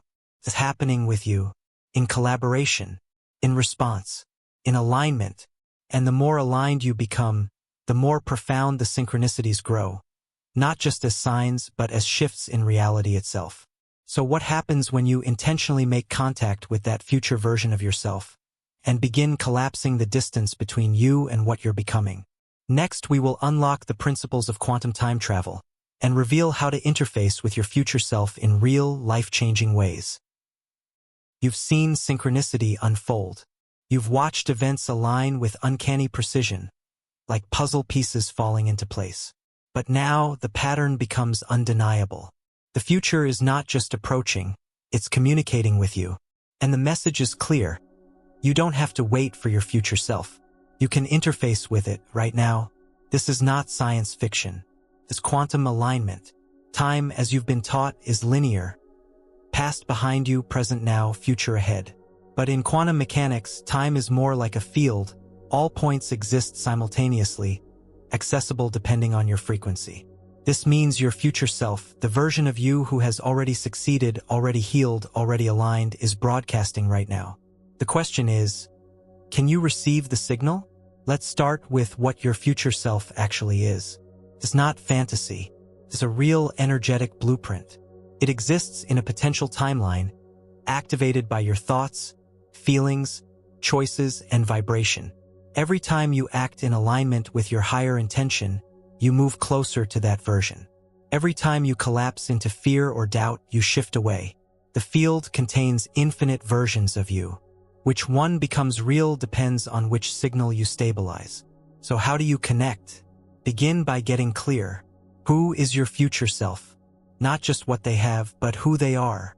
How do they walk, speak, decide? What emotions do they broadcast consistently? Don't intellectualize. Feel it. Close your eyes. Breathe into your heart. Now imagine standing face to face with that future version. What energy surrounds them? What certainty lives in their posture? What frequency flows through their field? Let them look you in the eyes. Now, ask one question. What do you want me to know right now? Don't force the answer. Let it emerge. It may arrive as a phrase, an image, or a subtle feeling. That's not imagination. That's contact. Once you've felt the presence of your future self, start creating a communication channel. Each day, take 3 minutes to reconnect. Breathe, focus, receive. You are tuning into a version of you that already exists in the field and asking it to guide you through resonance. You can also write, journal as your future self. Use first-person present tense. I am grounded. I make decisions quickly. I live with trust. These aren't affirmations. They're broadcasts. You're aligning your nervous system to a future reality. But here's the key. Don't wait to feel ready. Begin to act as that version now. Not in pretense, but in frequency. What would your future self do in this moment? Then do it. This is the act of collapsing timelines. You bring the distant future into the current now. And with each choice, you anchor that version as your dominant path. What you'll find is that your reality starts catching up. People treat you differently. Opportunities change. New information arrives. You're not chasing the future, you're embodying it. There's another powerful tool, quantum scripting. Write a single page, describing a future moment as if it's already happened. Be vivid, specific, emotional. I just walked off stage after delivering the most impactful talk of my life. The audience was electric. I felt unstoppable. Read it aloud daily. You're tuning the field, not hoping, transmitting. You can also anchor this process with frequency. Play tones that match your future self state, whether that's 528 Hz for love and alignment, 741 Hz for clarity, or gamma waves for mental acuity. Let the sound reinforce the signal. And here's the most crucial part. Surrender the how. Your job is not to micromanage every detail. It's to broadcast a clear, consistent frequency. The field handles the logistics, the synchronicities, the timelines. Doubt, fear, and control all collapse the signal. They send mixed messages. Trust sends one message, I am ready. You'll start noticing time bending. Tasks feel faster. Insight speeds up. Your perception of future events changes. This is not illusion. It's energetic realignment. You're compressing the space between where you are and where you're going. Eventually, the version of you once saw as future becomes present. You live with more certainty, more alignment, more coherence. That's when you realize something profound. Time was never the barrier. Frequency was. But sometimes, despite everything, the future you still feels out of reach. There's one reason for that. You're still holding frequencies from the past that block the signal. Guilt, shame, regret, old identities that anchor you to a former version of self. That's why the next step is essential. Next, we will uncover how to release the limiting frequencies you've carried, and finally set yourself free to become who you were always designed to be. You've made contact with your future self. You've felt its clarity, its power, its momentum, but still a part of you hesitates, doubts, holds back. Why? Because somewhere deep inside, there are frequencies still lodged in your system, emotional residues from the past that distort your current signal. And until those are released, they will subtly sabotage every upgrade you attempt. Welcome to the art of letting go. Let's be clear. Letting go is not forgetting. It's not pretending something didn't happen. It's the conscious release of vibrational patterns that no longer match who you are becoming. Guilt, shame, grief, anger, fear. These are not bad emotions. They are signals. But when they stay too long, they become static, trapped in your field. They warp perception, block intuition, and mute your creative flow. The body remembers everything. Every betrayal, every disappointment, every unprocessed moment. These aren't just stored as memories, they're stored as frequency. And they echo forward into your choices, tone of voice, posture, and even your dreams. So how do you clear them? Start with awareness. Name the residue. Ask, what emotion am I still carrying that no longer belongs to me? Be specific. Don't generalize. Abandonment from 2017. Guilt from a failed relationship. Fear from a lost opportunity. Now bring that frequency into your heart space. Not your mind, your heart. Breathe deeply. Visualize the emotion as a color, shape, or texture. See it. Let it sit there. Don't push it away. Just breathe with it. Acknowledge it. Say, you've served me. I release you now. Then exhale deliberately. As you breathe out, imagine that frequency dissolving, leaving your body, returning to the field for transmutation. Repeat until the intensity shifts. Next, speak. Use your voice. Sound releases energy. Say what needs to be said to a mirror, to the air, to your journal. Speak the unspoken. Let your voice carry the frequency out of suppression and into liberation. Now use movement. Trauma lives in the body. Shake, dance, stretch, or scream into a pillow. Let the frequency leave through the skin, muscles, and bones. It's not dramatic. It's essential. Add sound healing if needed. 417 Hz is especially effective for releasing past trauma. 741 Hz clears mental blockages. Let these frequencies create new patterns where old ones used to live. You can also write letters you'll never send. To the person, to the version of you who lived through it. Pour it all out. Then burn or delete. The act of destruction seals the release. Sometimes you'll cry. Sometimes you'll feel nothing at first. Trust the process. Your body knows how to let go when you stop gripping. Letting go doesn't make you weaker. It makes you lighter, faster, more accurate in the quantum field. You stop repeating cycles. You stop chasing external fixes. You become clearer, more radiant, more magnetic.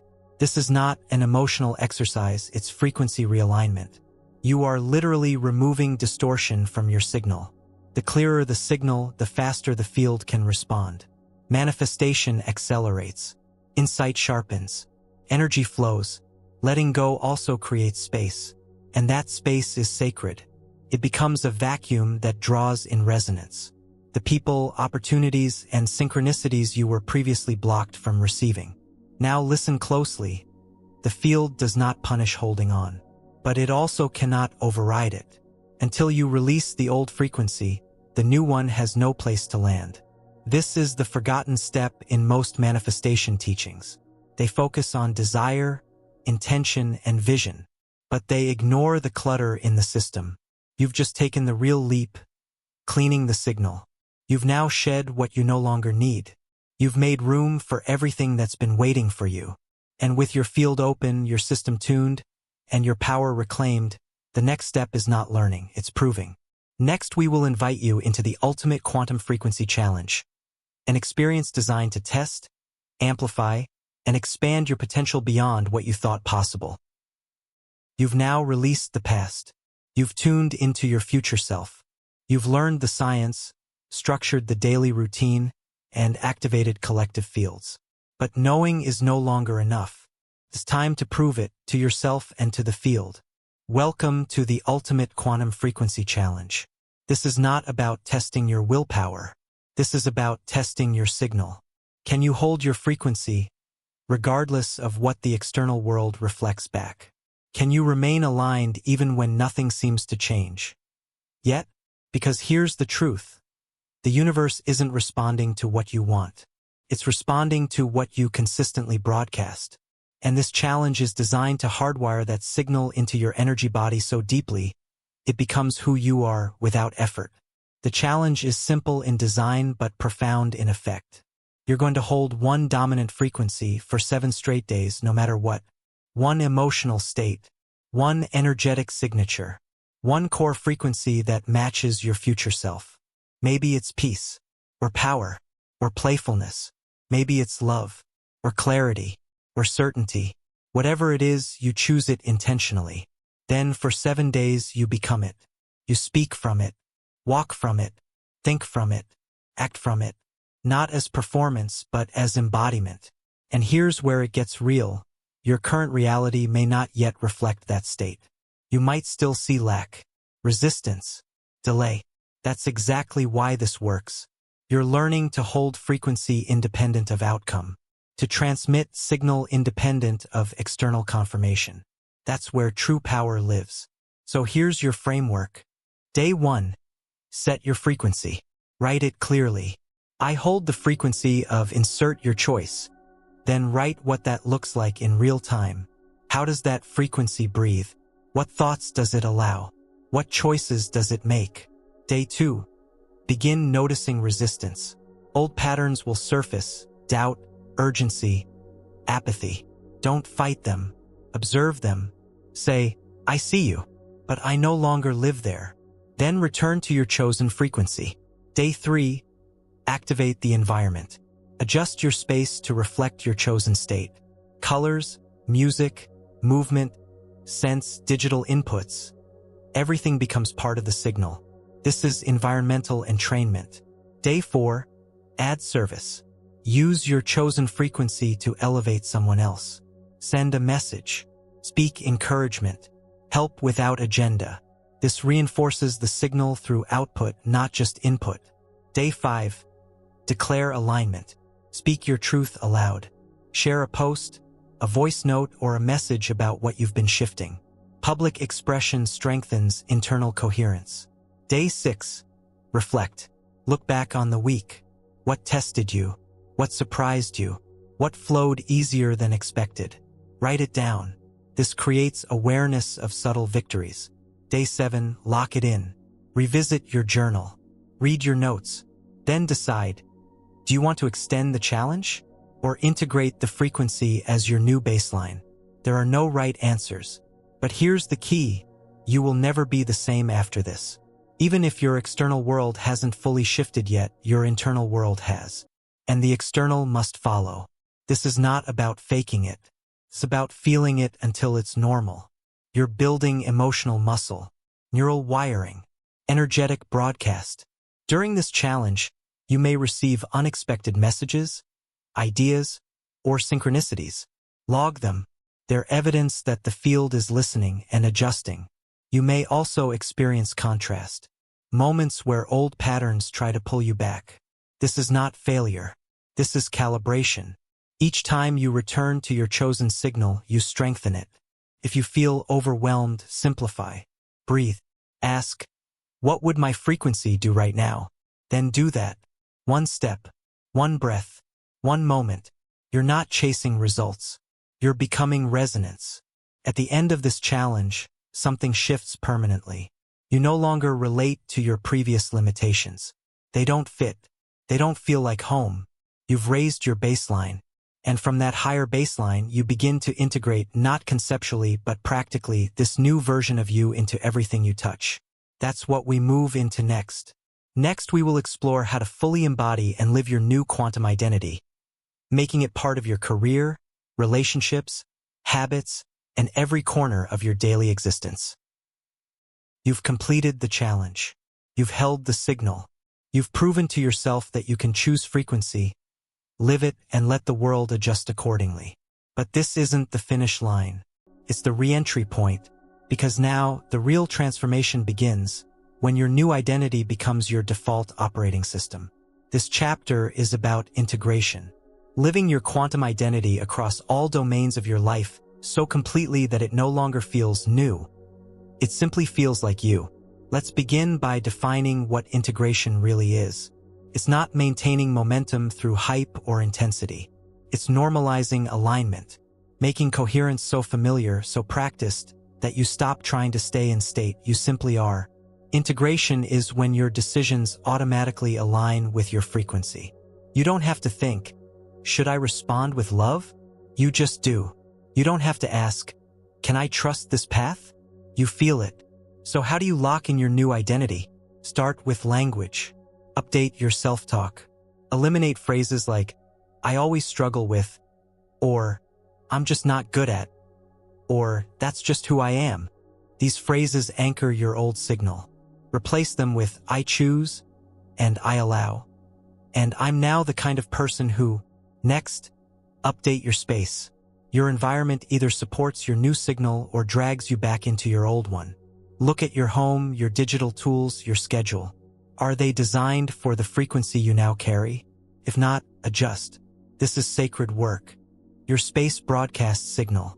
Your calendar reflects values. You're no longer organizing for productivity alone, you're organizing for resonance. Then, recalibrate relationships. This doesn't mean cutting people off. It means recalibrating how you show up. You may begin setting clearer boundaries, listening with more presence, speaking with more alignment. Some people will adjust. Some won't. That's okay. You're not managing others. You're managing your field. And your consistency becomes an invitation, not a demand. Bring your frequency into your work. Whether you're building a business, leading a team, or working solo, your energy leads. Make decisions from coherence. Speak from clarity. Prioritize energy alignment over external metrics.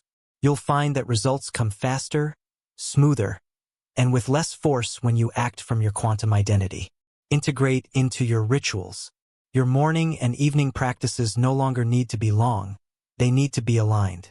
A single breath, when intentional, is more powerful than 20 minutes of distracted motion.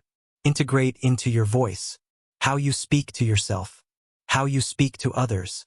How you speak your desires. Language is not just communication, it's vibration. Speak with awareness. Integrate into your choices. When faced with an option, ask, which path matches my frequency? Let that be your compass. Even if the answer is scary, especially then, you'll notice subtle shifts. You move with more ease. You recover from triggers faster. You sense opportunities earlier. This is quantum intelligence stabilizing. And yes, life will still test you. That's not failure. That's invitation. Each test is a chance to deepen the new identity, to prove it again, to show the field, this is who I am now. Eventually, you stop feeling like you're doing the work. You've become the work. Your life is the proof. Your energy is the evidence. This is the real reward. Living as the integrated version of yourself without forcing, without faking, without fear. But before we close this journey, one final question remains. Now that you've unlocked your frequency and aligned your field, what will you leave behind? What is the quantum legacy you will imprint on this world? Next, we will step into the final chapter of this series and discover how your vibrational journey becomes a ripple that changes not only your life, but generations to come. You've activated your field. You've realigned your mind. You've stepped into a version of yourself that once felt distant. Now it's the norm. You've shaped your reality from the inside out, frequency first, form second. But now, a deeper question rises to the surface, not about what more you can gain, but what lasting signal you'll leave behind. This is where your journey transforms into a legacy. Legacy is not reserved for the famous. It's not defined by headlines, accolades, or global recognition. In the quantum field, legacy is simple. It's the energetic fingerprint you leave on everyone you touch, every space you enter, every moment you shape. You're not remembered for what you owned or achieved. You're remembered for the way you made people feel, the vibration you transmitted, the coherence you embodied, and the way you expanded the frequency of those around you. So ask yourself, what signal will echo after you? Maybe it's the way you stayed calm when others broke down. Maybe it's how your presence brought peace without a word. Maybe it's the spark of inspiration you passed through a sentence, a smile, a moment of full attention. These are not small things. In the quantum field, they're everything. Because energy never disappears, it transforms. Your frequency doesn't vanish. It ripples, amplifies, and weaves itself into the future. You've already seen how frequency affects your brain, body, and reality. Now understand this. It also shapes the field your children inherit, the culture your community adopts, and the norms your peers default to. Your vibration changes the rules. Your alignment upgrades the collective baseline. Your coherence creates space for others to rise. So how do you consciously shape your legacy? Start by defining your signal. What's the one core frequency you want people to associate with you? Is it calm, empowerment, truth, possibility? That becomes your anchor. Next, bring it everywhere. Into conflict, into silence, into celebration, into stress.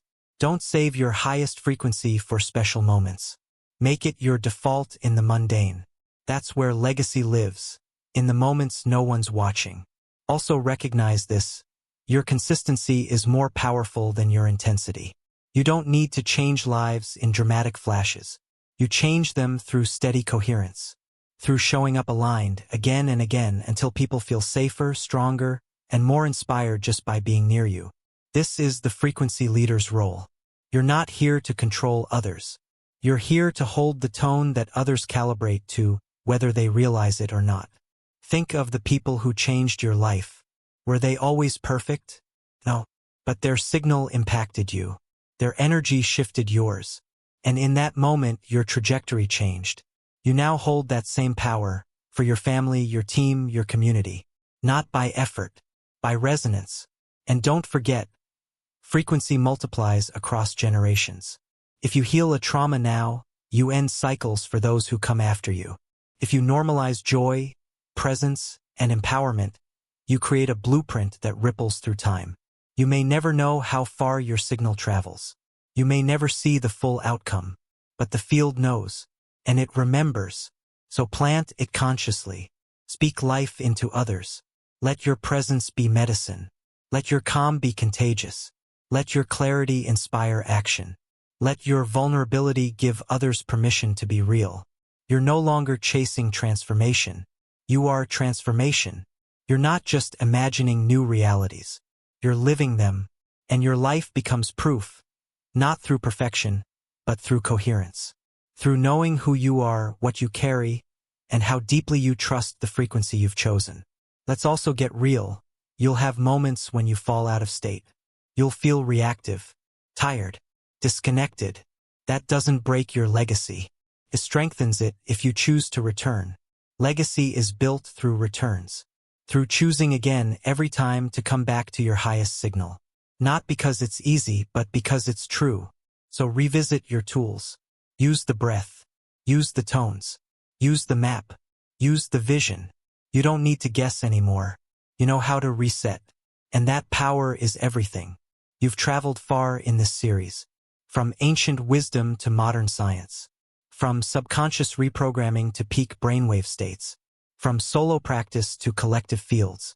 From past release to future alignment.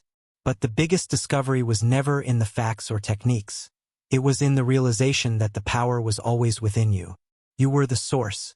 The field responded to you, not because you tried hard enough, but because you finally remembered how to listen. Now you lead with that awareness. And others will feel it. They'll ask what changed. They'll wonder what you're doing differently. But the truth is, it's not what you're doing. It's who you've become. You've become someone who lives in conscious alignment with the invisible forces shaping this universe. Someone who speaks the language of frequency, intention, and energetic integrity. You are the tuning fork for those around you. You're not just the result of your past. You're the architect of the future.